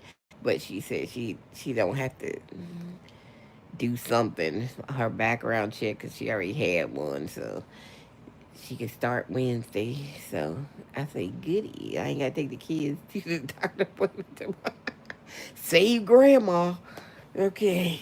But yeah, so she can take them. But anyway, but she goes every Tuesday to speech therapy. So I will be taking her on Tuesday. The younger one. But speech therapy do work. When I first came here, because I moved where they at in Ohio, because I'm from the DM. Well, I worked in the DMB, but after the husband died, shoot, I can't. It's too expensive. Shoot, when he died, that was like $4,000 out of my income a month. So I sold the house and moved on. So I moved to Ohio where the grandkids and the daughter is because I said it's cheaper here where they at, which it is. Because hey, this apartment I moved in like 1,200 a month, and you can't find a 2 bedroom for 1,200. And the reason I was in a newer apartment and they had never to go up $100. They had me paying like $2,100. I was like, oh hell no. So I moved out of there and I got this place, which is an older building, which I love because them newer buildings they make thin walls. Never get a new new apartment building.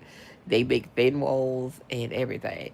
But the older ones, they are made built good to last. They got thick walls, and I can't even hear these damn neighbors. I don't hear nothing, and I'm glad. And plus, they just remodeled the place, put new carpet and all that good stuff, and new appliances and stuff. So it's like moving into a new apartment, but it's an older building. And I like, okay, thanks. So I love it. But anyways, and plus I dropped my rent by $1,000. So I'm good. And so that's $1,000 I can use to do something else with. Because really, if I had got a job I was trying to find a remote job because I said all I need is another $1,000 a month to stay in the other place and feel like I had money left because I got a car payment and stuff like that. But then I couldn't find a job, so I said, okay, we're gonna drop this rent $1,000 this weekend. So I found this place, and I was like, I'm cool with this place. It's cool. But right now the kids are living it for a second till she get back on her feet. So they here crowding me up. Um, and my son is here, so he got the other bedroom. So I was like, when I first moved here, I said, well, I could have bought a house if I want, but dealing with these two kids, like he looking for a job right now, and she just get another job. I couldn't depend on them to help me do anything. I had to pay for it myself. I had to get stuff that I could afford by myself. I ain't depending on these kids because when they up and leave, I be by myself, but I can pay for it. They can't pay for nothing. I pay all the bills, right? So, yeah, I would have bought a house when I first came here, but if I had dependable children that wanted to do something, I would have probably bought another house. But I didn't bought 3 houses in my lifetime. I really didn't want to buy another house. I was like, I'm just gonna be a renter the rest of my life. I'm in my 60s. I said, let me rent the rest of my life. So I didn't know the rental game was so harsh. Boy, they don't give you a washer and dryer no more. You gotta rent that or buy one yourself. You don't even get that for $2,100. They don't even give you a washer and dryer, child. Um, the rental game is something. Then when you put an application, because like when I put an application for this place, I had to give up $300 for application fee that I don't get back if they turn me down. I was like, well, damn. You just take people $300. Yep, they take because they make you put an application fee for each person $100. Then they make me put $100 holding fee. What the hell is a holding fee? Okay, that's crazy. So then sometimes I put my rent in the portal early. So I was gonna put my rent in the portal early, and I looked at the thing, and it's about $36 convenience fee just for using my card. So I said, "Oh hell no! Let me in my checking account. I ain't giving nobody extra $36." So yeah, that's crazy. So yeah, so I'm still waiting for that. I gotta look at my thing and see if that ever came through because they don't have Plaid. Then when I told the lady at the office, I said, "Why y'all don't use Plaid?" She's like, "What is Plaid?"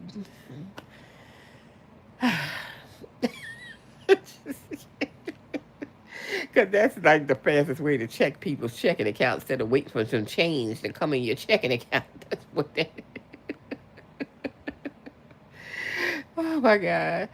I tell you, I don't know. Sometimes. Uh, so anyway, it's free if I use my route number. It costs money if I cost me $36. So they charging like $12 per $400 just just to use your card to pay your rent. I was like, what the hell? I ain't never seen nothing like that. Child, they be getting over like I said, damn, I didn't know the rental game got so harsh. I used to have last time I rented an apartment was in the 80s and the 90s. Like the early 90s and the 80s.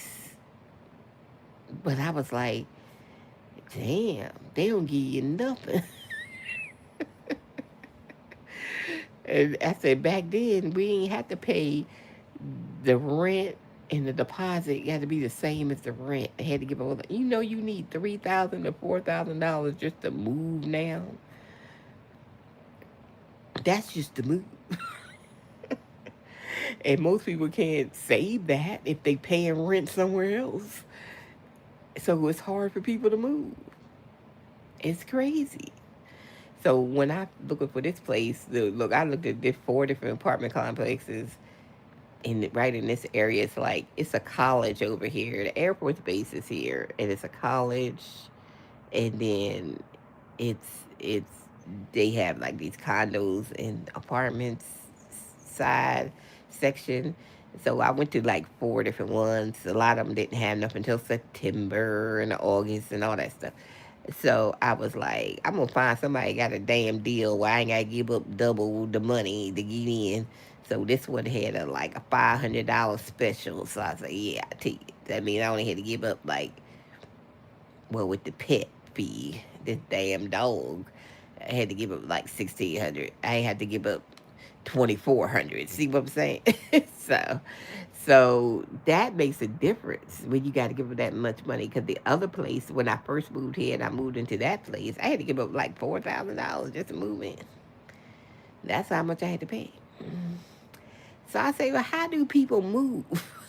Every time you move, let's say you stay someplace a year, you done gave up 4,000, then you move someplace else, you gotta give up another 3 or 4,000. That's probably about 8,000. You could have put money down on the house. Shit, just to move cost $3 or $4,000. What's this world coming to? So, I'm like, what is going on out here in this rental game? I said I should have kept my damn house. Shit. I tried to get the kids to help me with the house and moving or whatever. My mortgage was only $2,400, but they ain't want to do it. They couldn't understand that, my husband used to be a veteran, a Marine. So, we got the house in BA. I ain't had to put money down for a $450,000 house. See what I'm saying? They couldn't understand that concept. I said, well, shoot, I ain't got BA, so if I buy anything, I got to put a deposit down. I ain't got nothing. Unless my daughter gets it as a first term home buyer and get a discount or whatever. But I'm just like, y'all couldn't understand that. Then my son's like, oh, I wish we was back in Maryland. Oh, now you want to be back in Maryland when I was trying to tell y'all, let you make y'all understand she could have moved with me with the two girls. I had a 4 bedroom house with 3 levels and a full basement and got a job in Maryland to help me. And you got a job to help me. And we could have stayed in the damn house, but nobody could understand that. I couldn't do it by myself because I was only one person. And the house come with utilities. I could pay the mortgage, but I couldn't pay the utilities and everything else that go with it. So I say, well, y'all couldn't understand, so that's why you ain't got no house. That's just like when my dad died, and I said, we need to keep the house. There's only 6 years left on the mortgage. And then my siblings didn't understand what I was saying. I said, let's just rent it out for 6 years. They couldn't grasp it, so we had to sell the house. Now everybody wish they still had the house in the family. The reason I wanted to keep the house in the family because so like the grandkids, if they ever down, they need someplace to stay. They had that house. If I was still working at the time, I was already retired, and me and my husband had a house. I couldn't take on another mortgage, even though it was only $1,100 but for 6 more years. But I didn't really couldn't do both. And I said if I was still working, I probably would have skipped the damn house. You know, forget them peoples. But yeah, uh, but yeah, cause ain't nobody like own anything, so it was like weird that they didn't want to. I was like, y'all don't even own nothing. I don't know. Sometimes you just can't get through the kids. So that's what happens. But, I might want to get something later. Maybe. I don't know. Now that these kids, now she talking about, well, we can get something together. I said, I just signed a year's lease. I ain't going nowhere. Shit.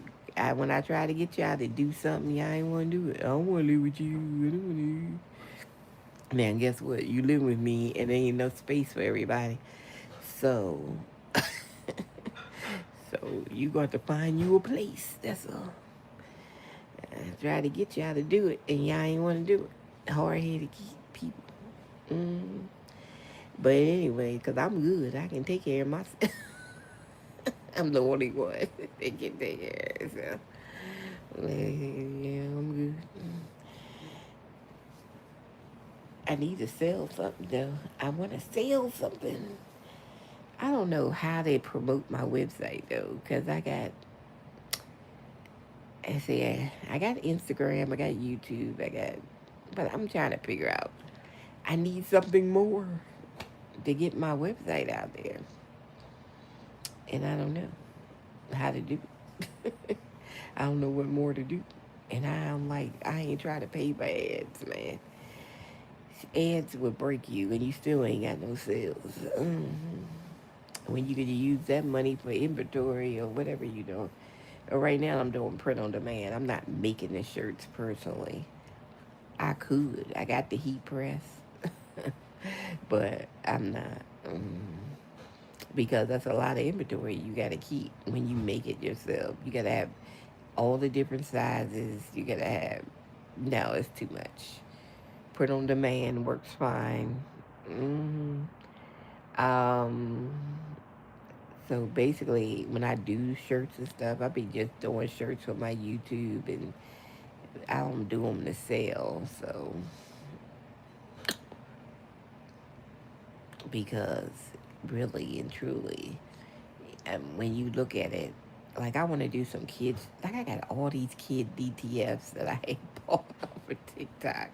I got so many Blueies and La Bombas, and I just need a whole bunch of kids shirts and print them out and go do a bending event. Cause here they had this big one called the Corn Huskers. They had last year in August, and it was right down here, and it was big. They had like 200 vendors.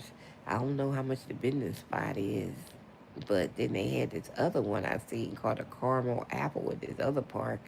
And I said, "Whoa, that was right before Halloween, and that been a good place to sell like Halloween prints and stuff." But I like the way Katrina did hers on her video because I just finished watching hers. She took her whole wheat press.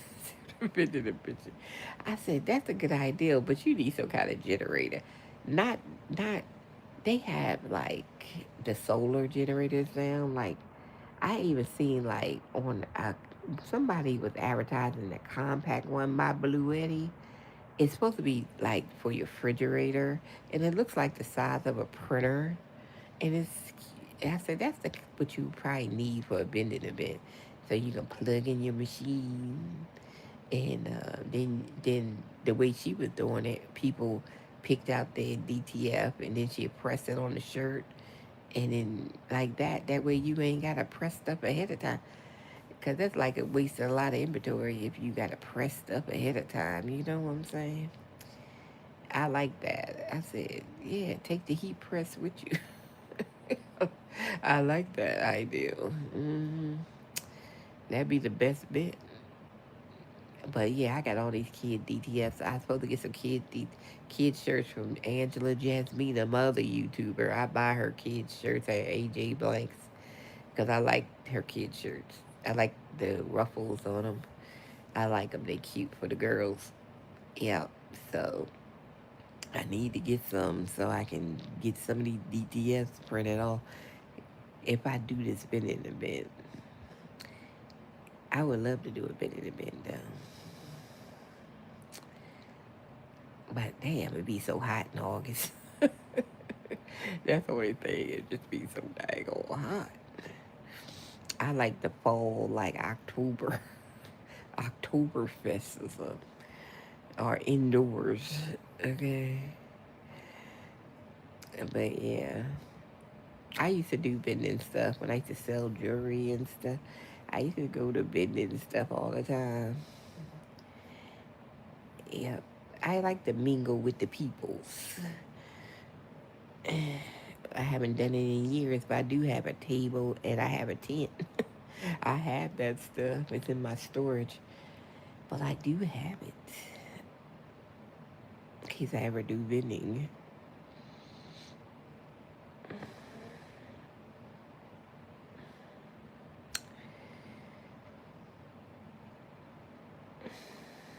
And then I think about it, that heat press kind of heavy to be taking that on with you. Maybe one of those manual heat presses, like the bigger square one that you press down. That might be good to take with you. Then you just press them down like that. Mm. and that's more lightweight than taking a big heat press.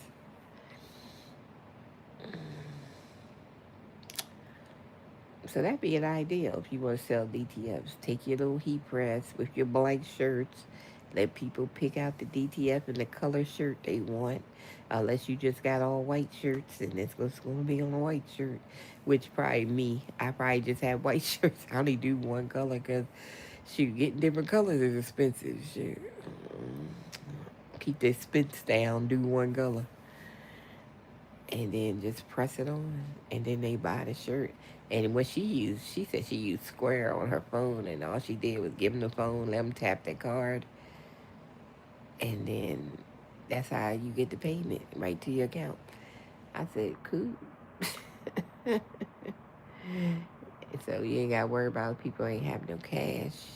Because I've been to Benny and Benson, and people just want cash. I be like, people don't carry cash anymore. Most people is digital when it comes to money now. So y'all better get with the program. And you know the funniest thing on her video, she was walking around to the different vendors and she was speaking to people, like talking to them. They didn't even speak or say anything. I was like, why they gotta be rude like that, you know? But they don't know she's a big YouTuber, and she could have gave them, you know, business on her YouTube, and they dum dums because they probably know she was a big YouTuber. So I was like, but still, just the courtesy of saying hi, how you doing, or something. That's why I don't like people sometimes. They just be like,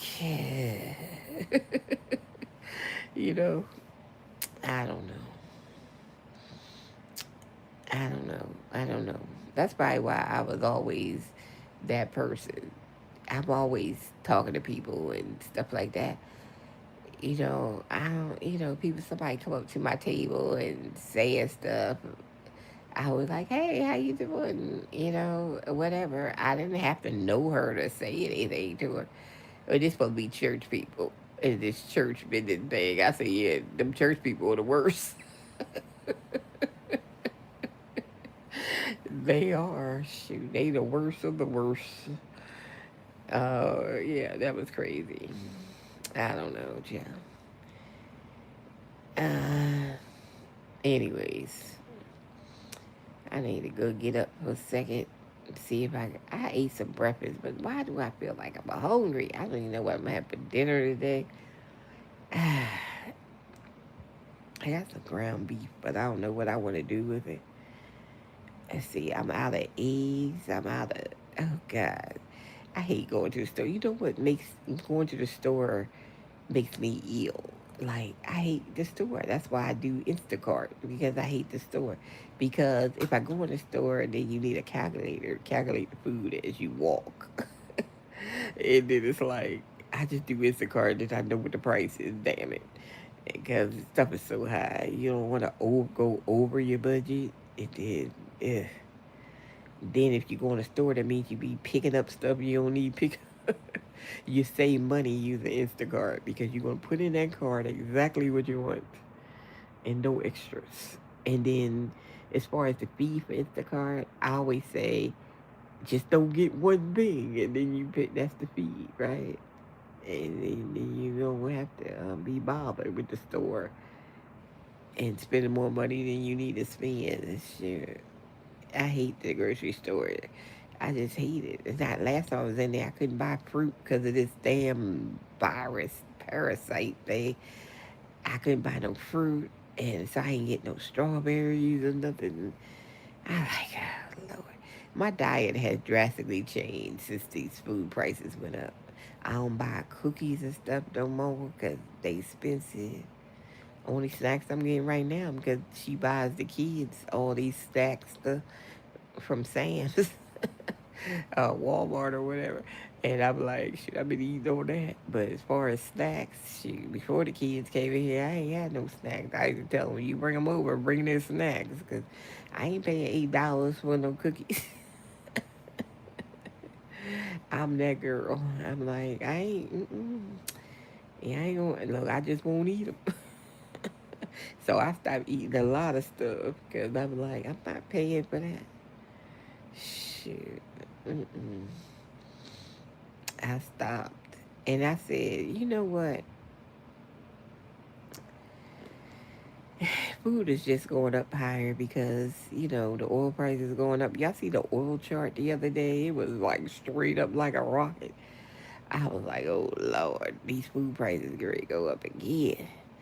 Because every time the oil go up, the food go up because the food got to get transported by trucks and stuff. And trucks got to get gas at the gas station. Matter of fact, I got a gas card for $30. My daughter got for me. I need to put it in my car because I was like, I got a quarter tank from running her around when she was moving. So she got me a gas card from some church.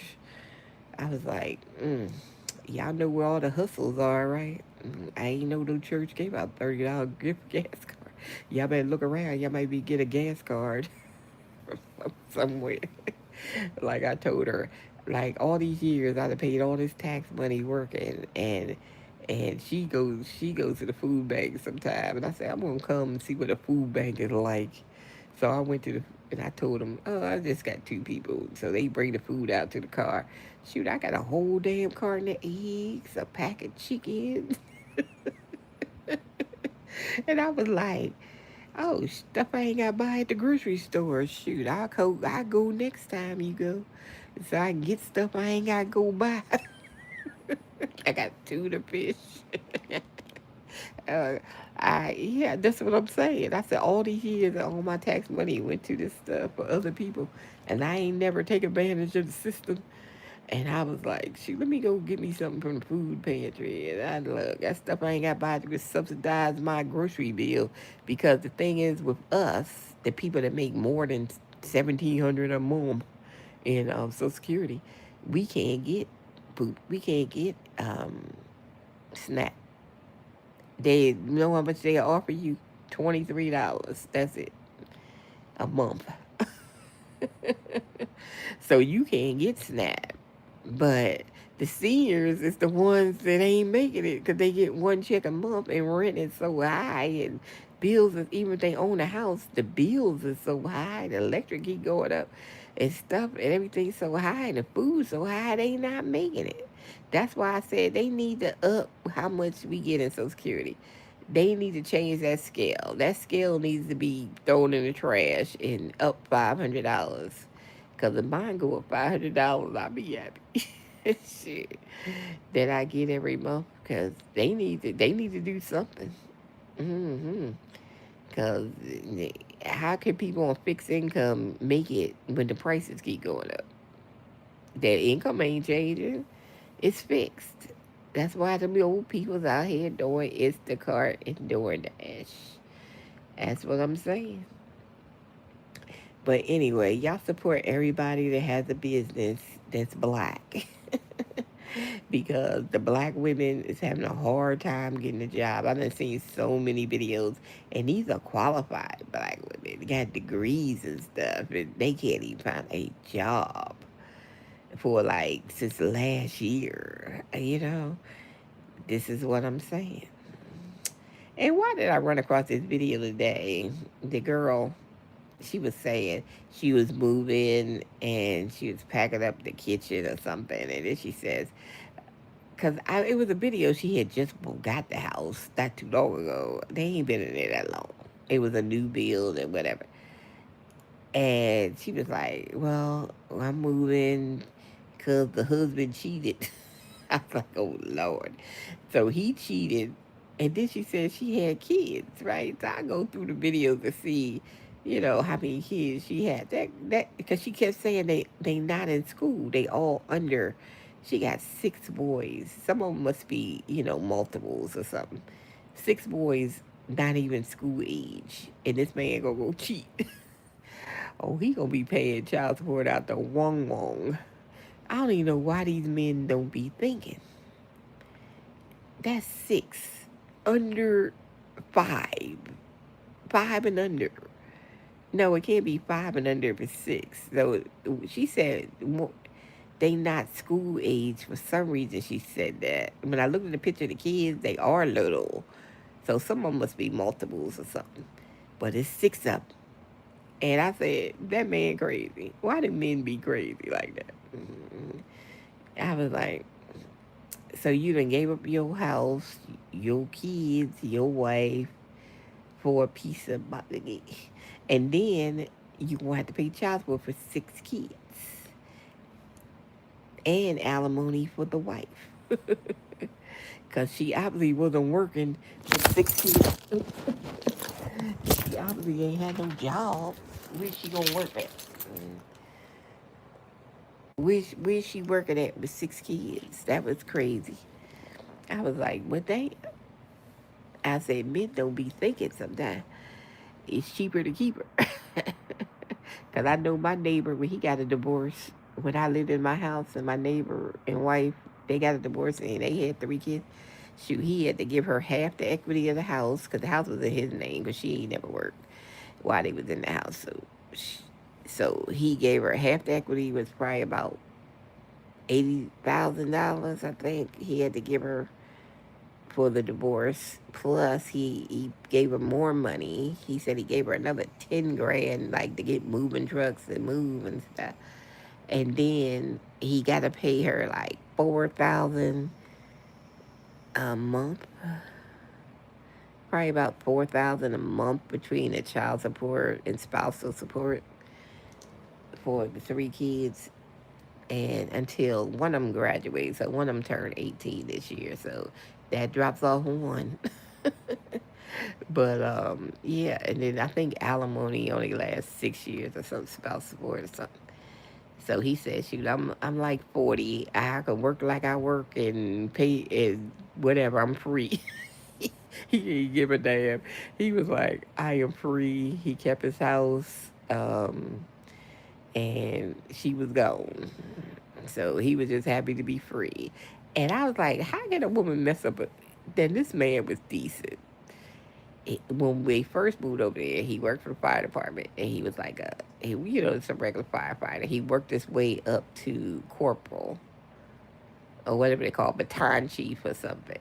So that man making good money, probably 150,000 a year or whatever, 160,000 a year, and he worked his way up in the 8 years that they was there, and she didn't appreciate that, and she got to be the housewife, stay home. And then I come to find out, because me and him used to talk when we was outside, and I ain't know all this. The woman ain't go to the grocery store. 'Cause I used to see him go to Sam's Club and bring stuff home. But, that was the heavy stuff, so I figured he probably gets the heavy stuff from Sam's Club. She probably do everything else. Keep the house clean. She ain't do that. Grocery store. She ain't do nothing. Her only job was to take the kids to school on time. One of them was in private school. Well, at one time he had two of them in private school. She was late. He paying 15,000 each kid, and she late. Every time she late, he got to pay the fee. She couldn't even pick the kids up on time and take them to school on time. She ain't do nothing else. Um, she ain't do no housework. I said, well, what the hell she do in the house all day? She in there with the blinds closed all day. I don't know. I was like, I don't know what she doing all day.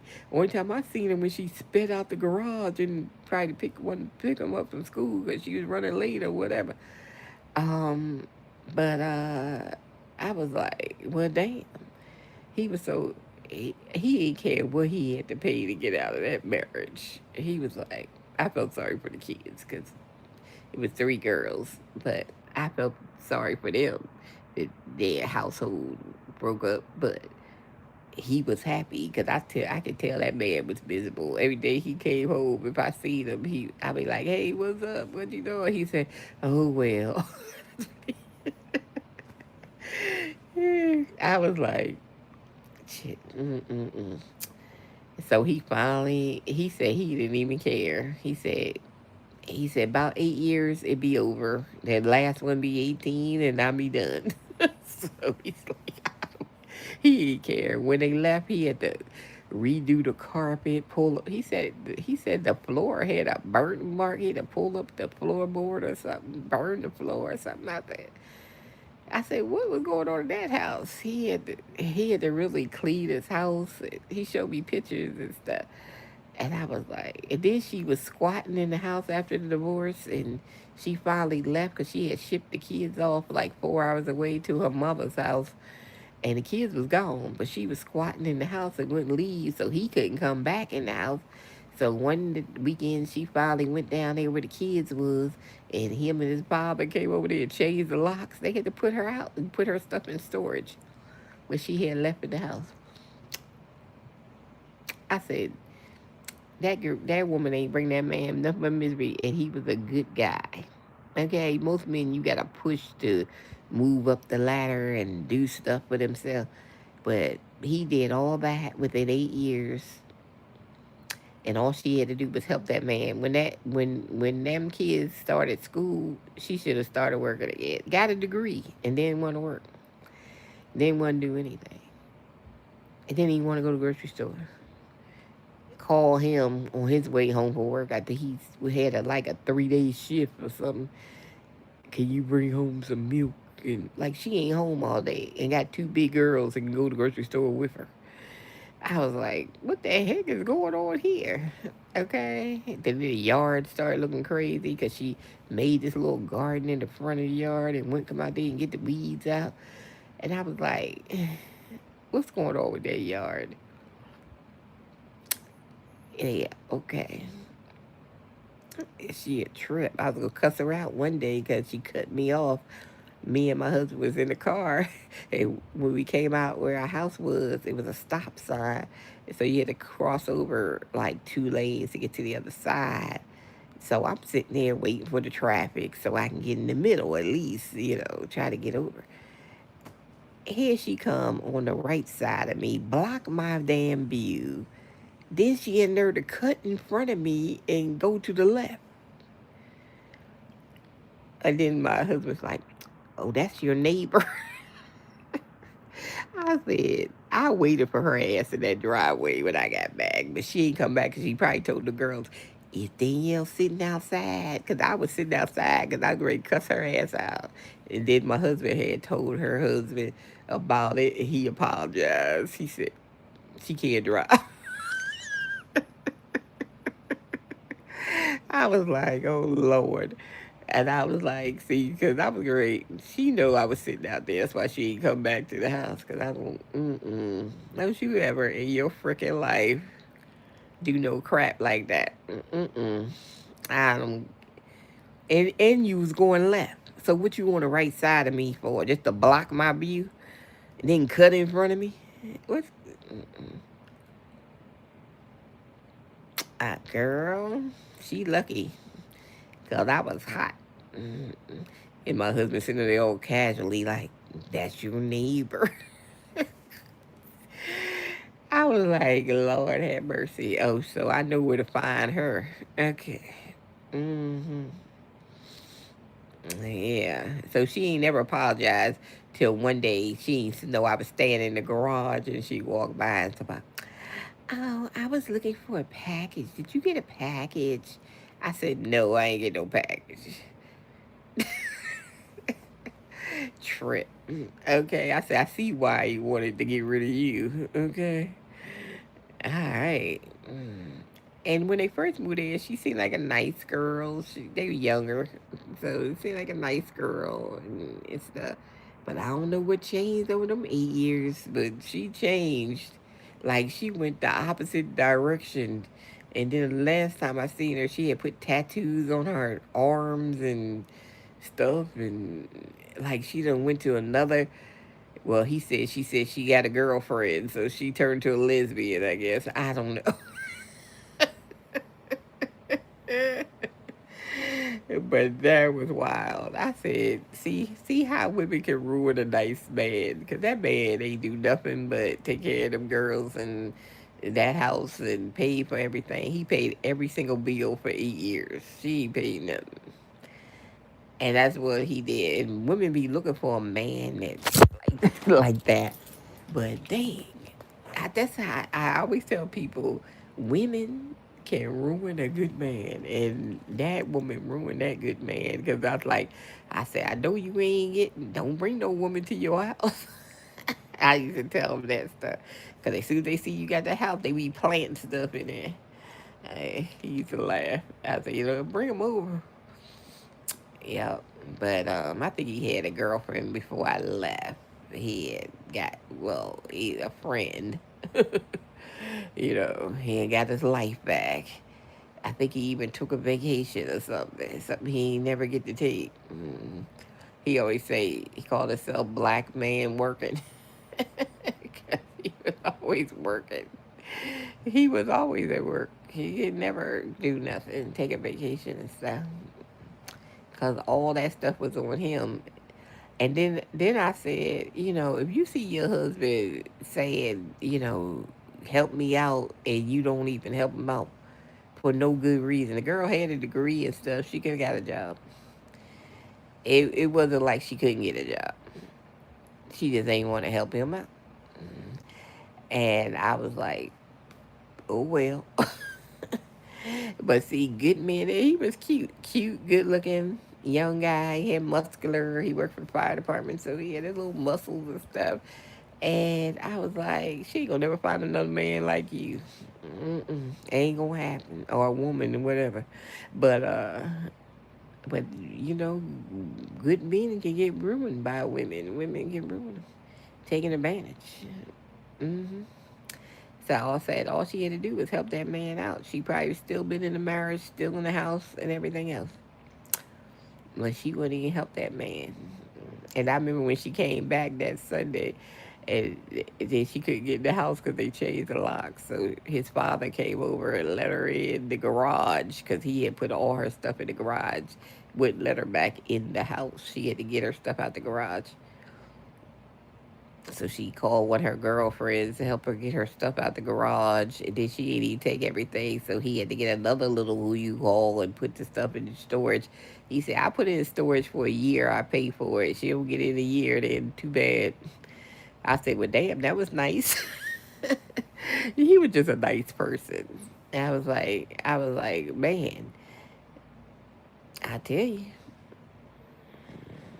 you can ruin a nice person. But yeah, so hopefully that don't make him stop his life and he goes on. But I told him, but first he was gonna sell the house. Then he's like, nah, I'm just gonna take the equity out and give her the equity and keep the house. Yeah, I say, why you gotta sell your house? Sure. So that's what he did. And she still was begging for money. Like, she needed more money. He's like, I ain't giving her no more money. She getting like $4,000, $5,000 a month from me. And plus she got $80,000. I was like, but and then I gave her like $20,000 or something. I was like, Lord have mercy. So she was rolling in dough for not doing nothing. hmm Not doing a thing. I think about them sometimes. Because I be like, that's like how you ruin a good man. Because he was a good one. I say, girl, those are hard to find because most men you got to push into moving up in their careers and doing stuff. My husband wouldn't even had the job he had. It wasn't for me because he was a network specialist, but he was a Marine. So when I met him, he was delivering mail because I worked at the post office, right, for this mailing house, and then he got these other odd jobs he had, and then he used his GI Bill and went to this technical college. He did that. Then when he got out of that, he got this job for this data company, and he used to put the racks up and stuff like that. And then we was out one night. We was in Southwest DC at Zanzibar, and we went to see Montel Jordan. And a friend of his he was from Alexandria, Virginia. So he seen a friend he ain't seen in 20 years from Alexandria, Virginia. So while I talking to him, he said, "Oh, he works for AT&T." I said, "Oh." See, me, when my brain said, oh, AT&T, telecommunications. Ain't that what you went to school for? That kind of stuff. So I said, well, see if he can get you a interview with AT&T. So I had to press on him for like 2 weeks to call that man because this is my thinking. Okay? So he finally got mad at me and said, okay, I'm going to call him. So he called him and he got him an interview with the manager down there. So when he got the interview with the manager down there, the manager gave him a job. And that's how he started his career at AT&T. He worked there 22 years till he retired because he had a good woman on his side that was looking out for him. And then when he got that job, he made more than me. I was mad. Instantly, you know. It took me 20 years to get to that salary. Yeah. So there you go. So, it's like I told him, it's who you know. You got to network with people because you get hired faster knowing somebody than filling out an application. So you got to know people. So that's how he got in there. And it's all, and I always tell that story because I used to tell him, you wouldn't have had that job if it wasn't for me. Okay. He said, no, I'm the one who went to school. I said, yeah, but you ain't had no brains. I'm the one with the brains of the operation, okay? You got that job because I told you to go get that interview. Try to get that guy to get you in. Yep. And yeah, you got his phone number and stuff. I said, shoot, network. He works at a Fortune 500 company. And it seems like the weird thing is when he got in there, people was leaving because, you know, that was when the tech bubble was happening and people was getting $25,000 signing bonus to go to other companies. And people actually left for 1400. See, they ain't have a wife like me because I'd be like, Negro, no. You're not going to leave a Fortune 500 company to go to a smaller company. So they left to go to a smaller company, and that's when the tech bubble burst, and then they had no job. AT&T wouldn't take them back. See what I'm saying? And he stayed at AT&T, and he ended up having a 22-year career at AT&T. See what I'm saying? Yeah. And see, that's when you don't have a good woman behind you or a good man behind you. Because when we lived in this other neighborhood, we had just bought our first built house, right? We got it built. And we had this neighbor. He worked for Verizon. He was like a tech at Verizon. He was a tech at AT&T. So they was like, you know, talking to each other all the time. So he said, the guy said he was going to move to a manager position at Verizon. And my husband, he told him, no, don't do that. You know, don't do that. Don't be a manager. They the first ones to go when something happened. He became a manager. I think it lasted like 3 months. Then they laid him off like right before Christmas. He had to move out his house. I mean, it must have been like a week before Christmas. He had to move out of his house because he couldn't pay for it because he lost his job at Verizon. The man never recovered, and this was when my son was probably about 12, 10, 11, 12, somewhere in that age, because he had two little daughters, and one of his daughters was the same age as my son, and they used to play together on the street. Um, but my husband had seen him in this grocery store 10 years later. He said, I just seen so-and-so in the grocery store. And I said, doing what? He said, putting food on the shelf. I said, that man never recovered from getting laid off of Verizon.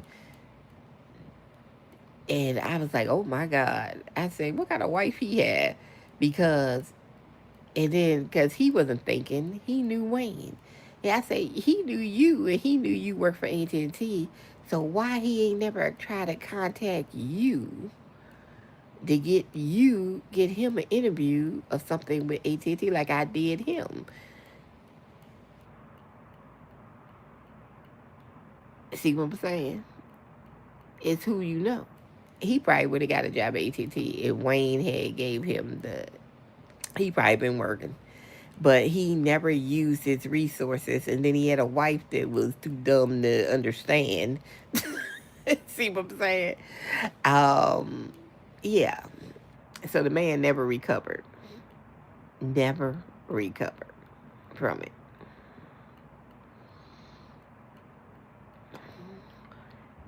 And see, that's why I'm saying people that get laid off now, y'all better pivot and stop being like, you know, it, if you don't have a wife or you don't have a husband that's going to help you pivot out of this mess, then you need to pivot your damn self out of this mess, okay? So all this time, that man knew Wayne worked for AT&T. He knew he was a tech at AT&T.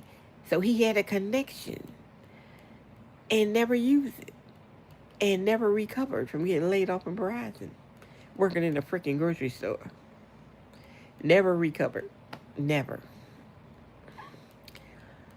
This is what I'm saying. I guess nobody's smart as me, though. I just don't know. You know, yeah.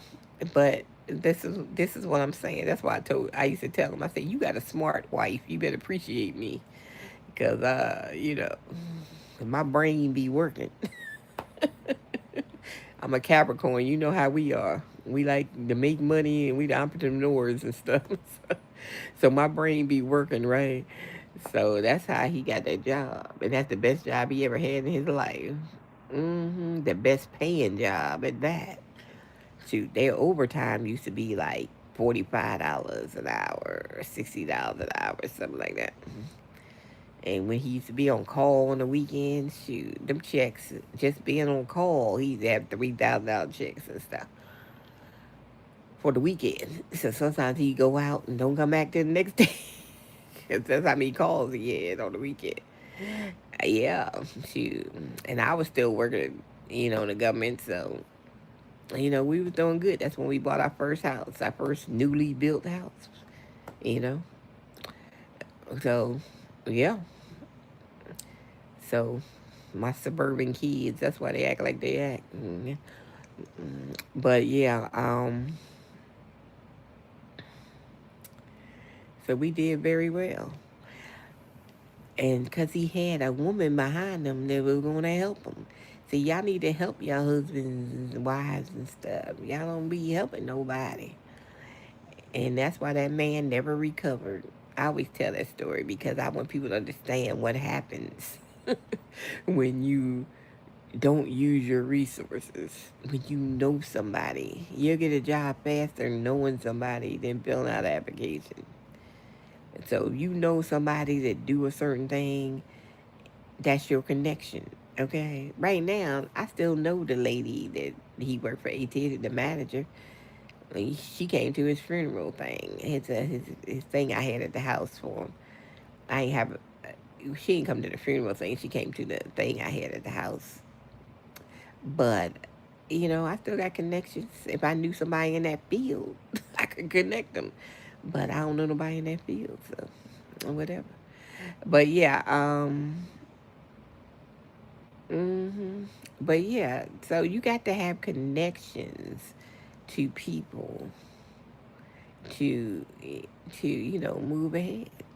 You got to get out there and network yourself. And so happens he was just seeing an old friend. We just happened to be out that night, and the old friend told him where he worked and what he do and everything, and that was the connection, okay, for him. Yep. But he couldn't put two to two together. I put it together. If it wasn't for me, he wouldn't never even thought about working at AT&T and stuff like that. So yeah. And I say, with all these data centers coming up, I bet you AT&T hiring more people, more techs, because they gonna need them. Because he used to go to data centers in Virginia and stuff. And one time I went with him because we was out in D.C. or something. He was on a call, and a call came in, so we had to go out to Ashburn, Virginia. That's where all the little data centers is. And those places are unmanned. They don't have people working there. It's just a room full of servers and they go in there, it's alarms on them. So whatever's alarming, he'd check the cards or whatever. If he got to change a card, he change the card, whatever he had to do to him, and then he leave. So, so that's why I tell y'all think these data centers are going to bring jobs. They didn't bring no job. They don't need people to work at them. Each one of them servers got alarms on them, so they don't need people. The text come out, the text from Verizon, text from AT&T, they come out to troubleshoot whatever they need to troubleshoot. If they overheating, if the water is dripping on them or whatever's happening with them. Change the cards out and stuff like that. That's what they do.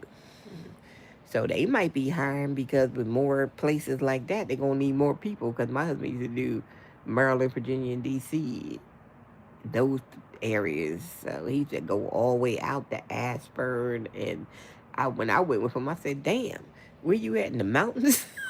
Cause I was like, that's way out there in Dulles and stuff. But I was like, were you at the mountains when you come out here? Good grief. Mm-hmm. But yeah, that's where they put all them data centers at. There's a lot of them out there, like over 200 or something. But they had regular data centers. That's why I said we already had data centers just for the internet, for Visa, MasterCard, because he used to go to that place. Because I remember one time he took my daughter and she was young and she was like, I think he was on call and I was at work or something. And she went with him and she was like, oh, he a spy because you got to do this and do that and do your eye and do to get into place. I said, well, it's Visa, MasterCard. I assume they have security. This is why I tell you all these places are unmanned because nobody's there. You know, he used to go in places and it's like a tower place or something, and nobody in there. I was like, okay, it's nobody mans this stuff, y'all. I'm telling y'all, them data centers is not bringing jobs. They might bring jobs to the tech world, like AT&T or something, because they need text and troubleshoot stuff. But that's about it. I know firsthand because that's the kind of work he did. so, so yeah. Um, yeah, so if the internet lasted with internet at everybody's house, with the few data centers we had, these data centers is not for AI. These data centers for civilians, for surveillance. They want to surveil you on everything. They need more servers to do all that. That's what they for. That's why they trying to get them up so they can watch you. Okay, they ain't for. We've been all these years with the few data centers we had for just the internet, been fine. And then he done sold out the country and let these other countries put data centers here. If you look at the list of how many data centers in all these other countries, they don't have that many. We up to they have over 6,000 probably now. They got like 200 and something, 300. This is regular internet data centers, 400, 500. Child, even China got like 500 and Russia got 240. Ain't nobody got as many we got because he done sold us out. The Japan people's the one putting the world's largest one in Ohio. It's funded by Japan. They not gonna put that stuff in their countries because their people can't afford higher bills and stuff. But yet they gonna put it over here because they gave Knuckle Rain Orange Man some money, so they can do that. Yep. So yeah. So they sold us out, and they don't care how high our electric bill goes and stuff. They don't give two rats behind. If you don't pay your electric bill, you just be in the dark. And would they care? No. You don't pay your rent, you be on the street. Do they care? No. You don't have food, you'll starve. But do they care? No. I tell my family we need to make a land fund so everybody can put in whatever they can put in, $5, a dollar, till we accumulate enough money to buy some land, and then we can have our own little farm on there. We can have our own little tiny houses or whatever trailers or whatever y'all want to put on it. Because that's what's coming to. Everybody going to have to live together in a because they're not going to bring down rent. One reason they're not going to bring down rent, you know why? Because they don't care how you pay it, long as it's paid. See, rent when rent get to be $3,000 a month, they want you to live in the house with 5, 6, 7, 8 people. They don't care. As long as they get 3,000 a month, they don't care if you got to live with all these people just to pay 3,000 a month. What do they care? Long they getting 3,000 a month. They don't care. I don't know why y'all think these people gonna bring down rent. They never gonna bring it down, cause they trying to pack you in like sardines, where a single person cannot live by themselves no more. Cause people don't make that mistake. I was on Redfin. This is wild. And Redfin has this little calculator thing, and it said for a rent that's $1,500, you should make $7,000 a month. Who in the frickin' USA makes $7,000 a month? Uh, Child. So that means you need two people. You need two people at least making $3,000 a month to live in a freaking apartment. You ain't gonna never live by yourself. You can forget it. It ain't gonna happen. You always gonna have to live with somebody or people. You know, you can forget it.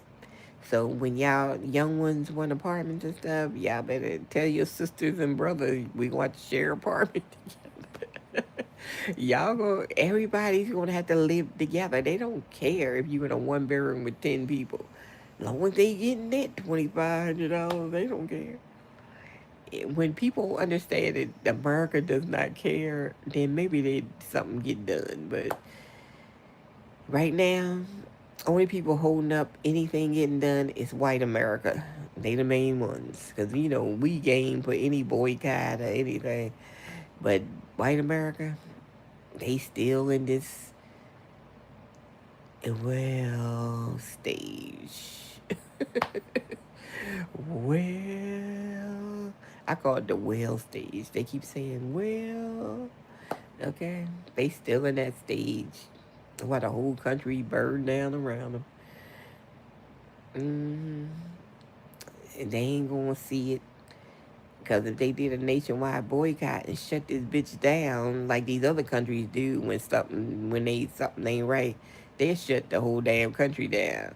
America was just white people. It's just the white people. It's not everybody else. Because we game for boycott black people. But when they learn one day, that's how you get them rich people to stop doing what they doing. Because money talks, BS walks. Okay, they love the money. Anything if they don't get the money, Lord, they just be falling apart. And they will bring them prices down if they don't get that daggone money. You notice when they stopped giving SNAP, the grocery store had buku sales. Everything was on sale. The minute they got that SNAP back, all them sales disappeared. Because that's their welfare money. They want their welfare money. Okay? That's what I'm saying. They don't want to raise. You notice people always say they don't never want to raise minimum wage. You know why they don't want to raise minimum wage? Because they rather pay you $13 an hour and have you get government money from other people's tax money, but they don't want to pay taxes. So they ain't giving you nothing. So they saving money on taxes and they saving on the salary. And they getting the welfare money coming in from the food stamps and stuff. So the hell they get. You know what I'm saying? They don't care. That's why they won't raise minimum wage. Minimum wage should be $30, point blank and period. We are way past $15. We at the $30 point. We need minimum wage to be $30. And that still ain't making it because I read something that 150,000 is lower middle class now. So how many people got $150,000 a year jobs? You would have to have two people working and getting 75,000, and the average person only getting like 45,000 a year just to make it a little bit. But the people that got 150,000 ain't making it. They like struggling too. So really, you got to make 200,000 a year. So you got to have two people to make at least $100,000 a year to be comfortable. And when that's gonna happen, only people get $100,000 a year jobs, and people with degrees and stuff. If you put yourself in a six-figure debt, then you probably the one to make $100,000. If you put yourself in six-figure debt, then you got all them student loans to pay. Mm, that's all I'm saying. It's cheaper to go to college overseas in another country. In Thailand and China and stuff, they college, you could be a lawyer for $800 a year. hmm This lady was crying on TikTok because she spent $450,000 on her education. That's a house for being a lawyer, and she said she ain't gonna never be able to pay that back ever. And who could? How you gonna survive? You got that student loan, plus you trying to like get your own life together and build you, get you a house and maybe a family or whatever. And you got that student loan debt that is a house for education. It's crazy. And I see people paying $64,000 to go to Howard. I was like, say what? Shoot, y'all better learn how to trade. Let's go back to that. Stop putting yourself in six-figure debt. It's money is in the trading. I didn't even look at the market today.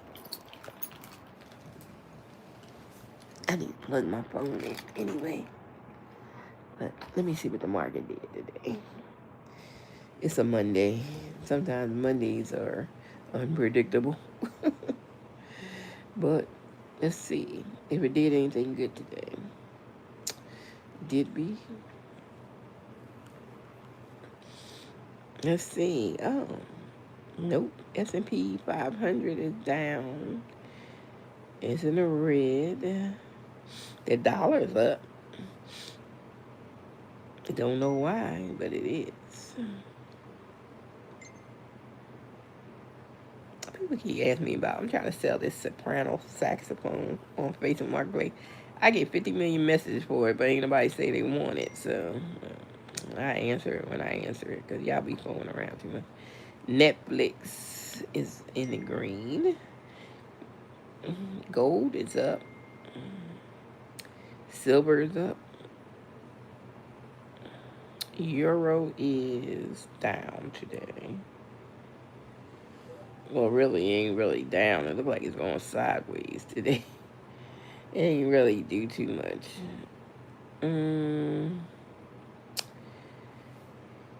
Yep, but gold is up. Some people trade gold. I don't trade gold because you got to have money in your broker to be trading gold, because the broker fee is higher on gold. That crypto is down as usual. Bitcoin is back to 65 in the red. Solana is back to 44 in the red. Dang, we can't never keep crypto up. I don't know why people don't want to keep crypto up, because really and truly, the dollar's trash, and if people wanted money to spend in this economy, they need to do something about crypto. They got to get crypto together. Because if crypto don't get together, I don't know what y'all ain't gonna never have no money then. Because crypto, really, people control crypto. If people want it to go up, they can make it go up, because Wall Street don't control. But people want to play it like they Wall Street, so that's why they ain't got no daggone money. It did go up some. Bitcoin, it went down today, but then it came back up a little bit. It says 65,000. But remember when Bitcoin made it all the way up to 100 and something thousand? That was the high, baby. Yep, when Bitcoin made it to 100 and something thousand. Yep. Ain't been there since. When the last time was it up there? It was at 116,000. That was in August of 2025. Since 2025, it has been down. After it came back down, I don't know why, because we thought it was going to take off when it got to 100,000. But it's been going downhill.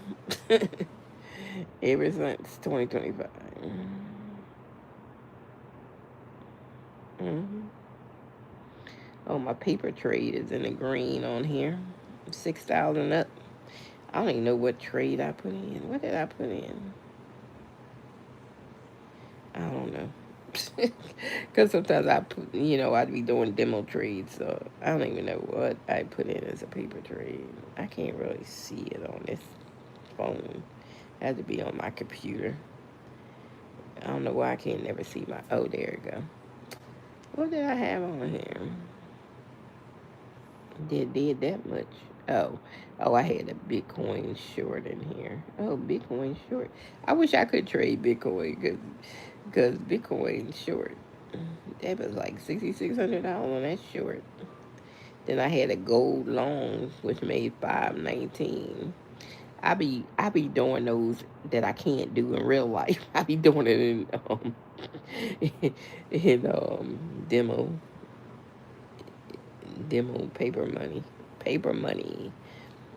Demo's only paper money. It's not like it's the real chart, but it's paper money. So in paper money, I'm winning. I'm always winning.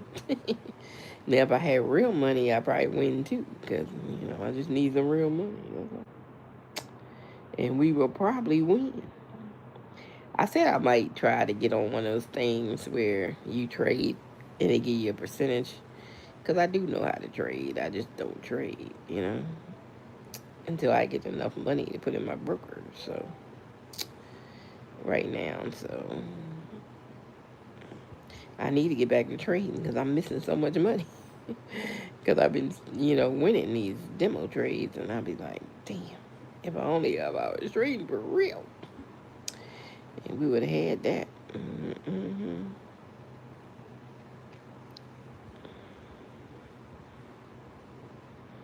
Euro has been going down for a long time, but it's a time what goes up must come, what goes down must come up, and I really want to be back in trading when it's time for Euro to come back up, because that's my baby. Euro, USD.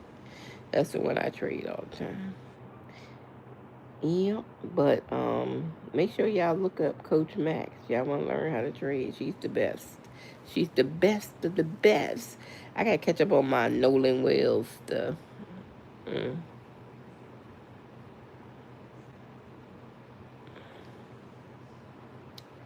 Because I've been looking at it because these people been that audio you can hear the stuff in the background. All they gotta do is break the tracks apart, and you can hear the people what they was saying. He was on that boat.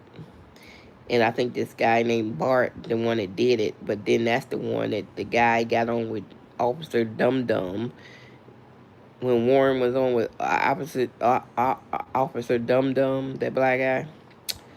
He said that Bart towed the boat. How Bart gonna tow anything when he on your dang on boat? Because that's when somebody called his name out and said, "What you do, Bart? What Bart something?" I think Bart the one that killed him, and the rest of them just accessories hiding the bodies and stuff. So they got 7 people on that boat need to go down.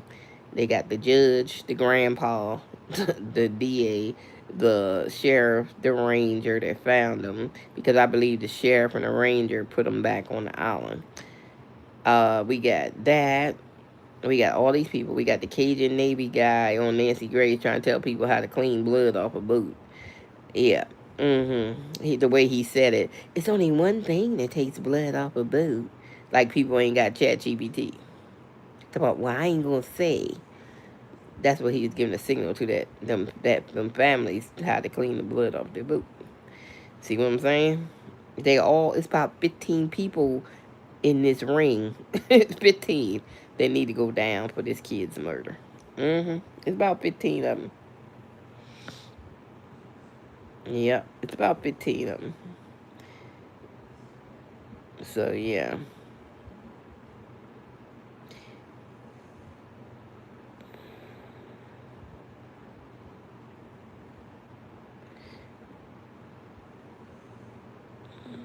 So anyway,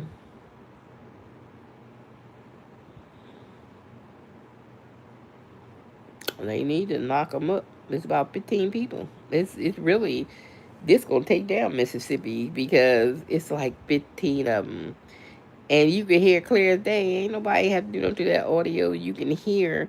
I mean, first of all, Chronicle Speaks. That's my girl on YouTube. She solves all the cases. She said that the audio was done in stereo or something, where you could split the back from the front easily, and you can hear them call his name, say, "Is he dead? Oh, he's dead. Oh my God, Bart, what you do? Whatever." You can hear all that plain as day. You can't even say that don't even sound like what they said because it's so that clear. He was on that boat.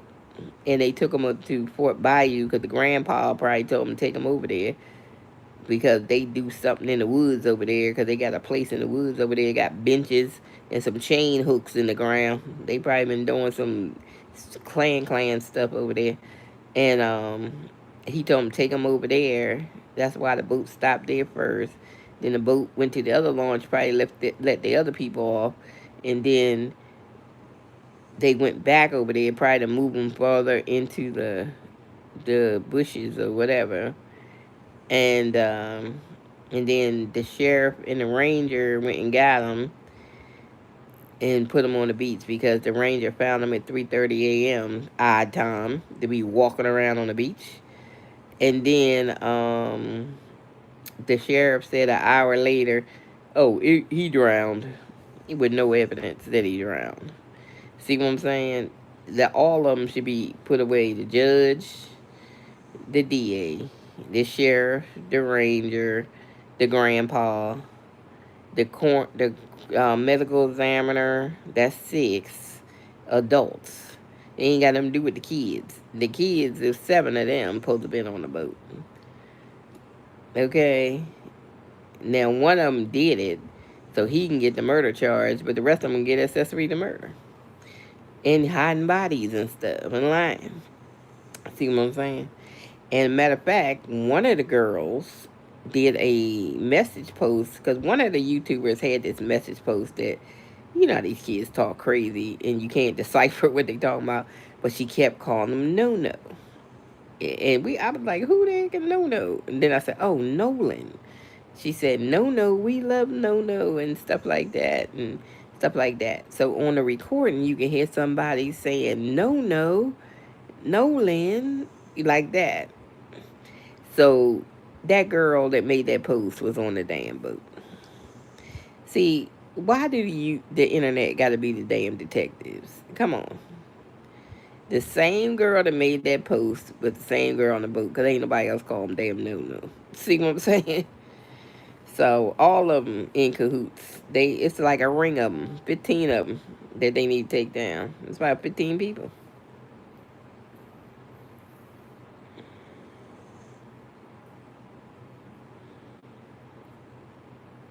Mm-hmm. And then they gonna try to attack the mama when she ain't been nothing but sweet and nice. I don't understand. They sending bad reviews to her. She's a RN, so you know she works for a medical group. They up there sending bad reviews. She ain't even been at work. These racists, man, they are something else. Okay. Yeah. Now they coming up with these stories on these networks. Now it says evidence in Nolan Wells case points to an accident. FBI agent said, "Okay, shut the hell up. We know it was no accident because we can hear the recording. Them kids ain't know they was being recorded. We heard it."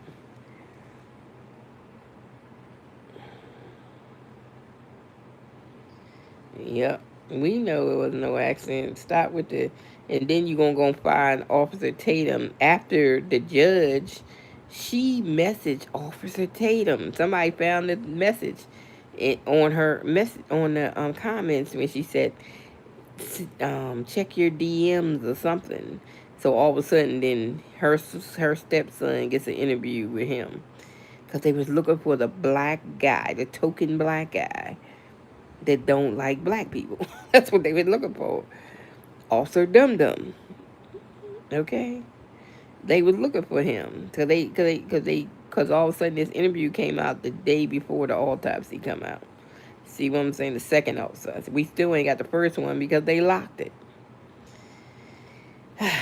This is a mess. It's like 15 of them. It's like a ring of them.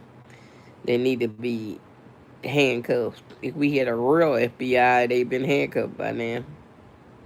It's like 15 of them. I'm telling you, it's about 15 of them. And it might be the other kids in the other boat know something because they all left together.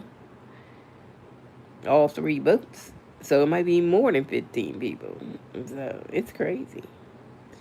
How many people did this? Okay. To this one little innocent kid. They all conspired against this one kid to save their hide. Or save their white kids.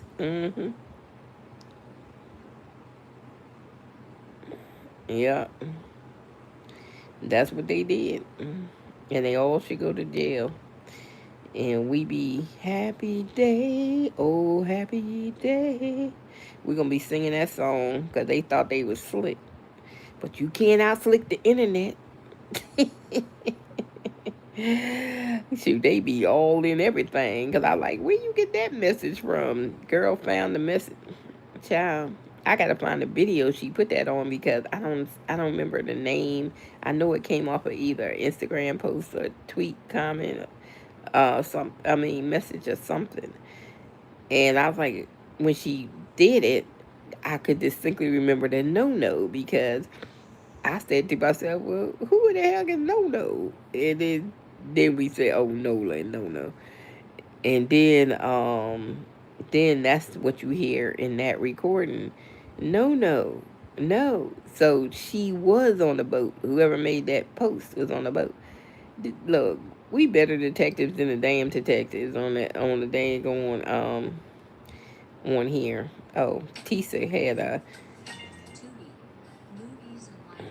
Tisa, you kind of late because Chronicle Speaks already did the breakdown this morning. Everybody late because Chronicle Speaks is the girl. She be doing it. Y'all don't watch her YouTube.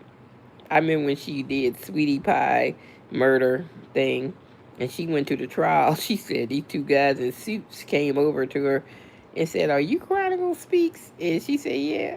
They said, "We the FBI and we use your stuff, your timeline in our case."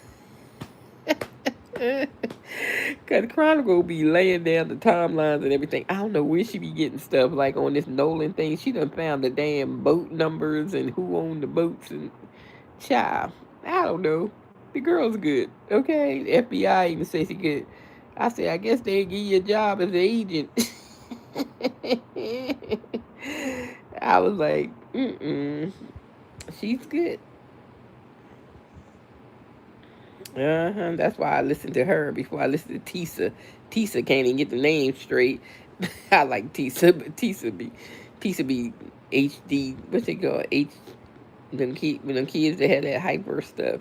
Tisa got that hyper stuff. She be too damn hyper, and she be telling stories. But y'all need to watch Chronicle Speaks. Chronicle Speaks is the girl to listen to. She know. She be bringing the facts and she be bringing the. She know what she talking about. And look, if the FBI pay attention to her page like they did with the Sweetie Pie trial, they probably done seen this video she did today called Isolated Audio Reveals Big Cover Up. So she does her job. She's good at what she do. I don't know what she used to do in her former life, but she got like 584K subscribers on YouTube. I don't know what she did in her former life, but she's a damn good internet detective. I don't know. She's worth the follow. So find her. Chronicle Speaks. Find her. And anytime it's a crime and she talk about it, keep following her because I don't know where she be getting stuff. She be, she be getting stuff. I'll be like, girl, how you find out how to find the boots and stuff? Girl, I don't know. But Tisa, she be too hyper all the time. I said,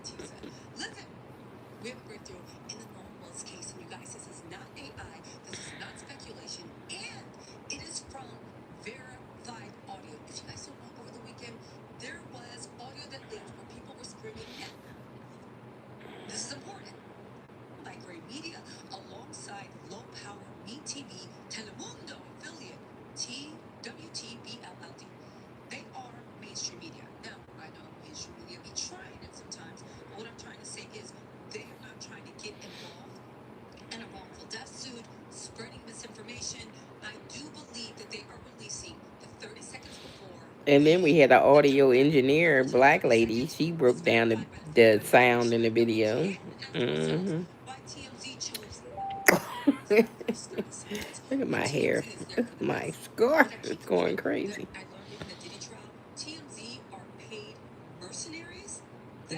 Nobody trusts Harvey at TMZ. Oh, that's the girl I listened to earlier. She's the one that's the audio engineer.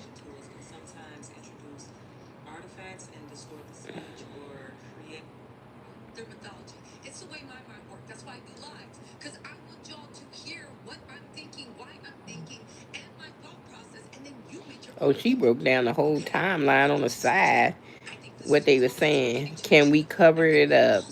Yes, I thought all about that. Oh, you killed him? He's already dead. Is he dead? What that say? Is he dead? Yeah.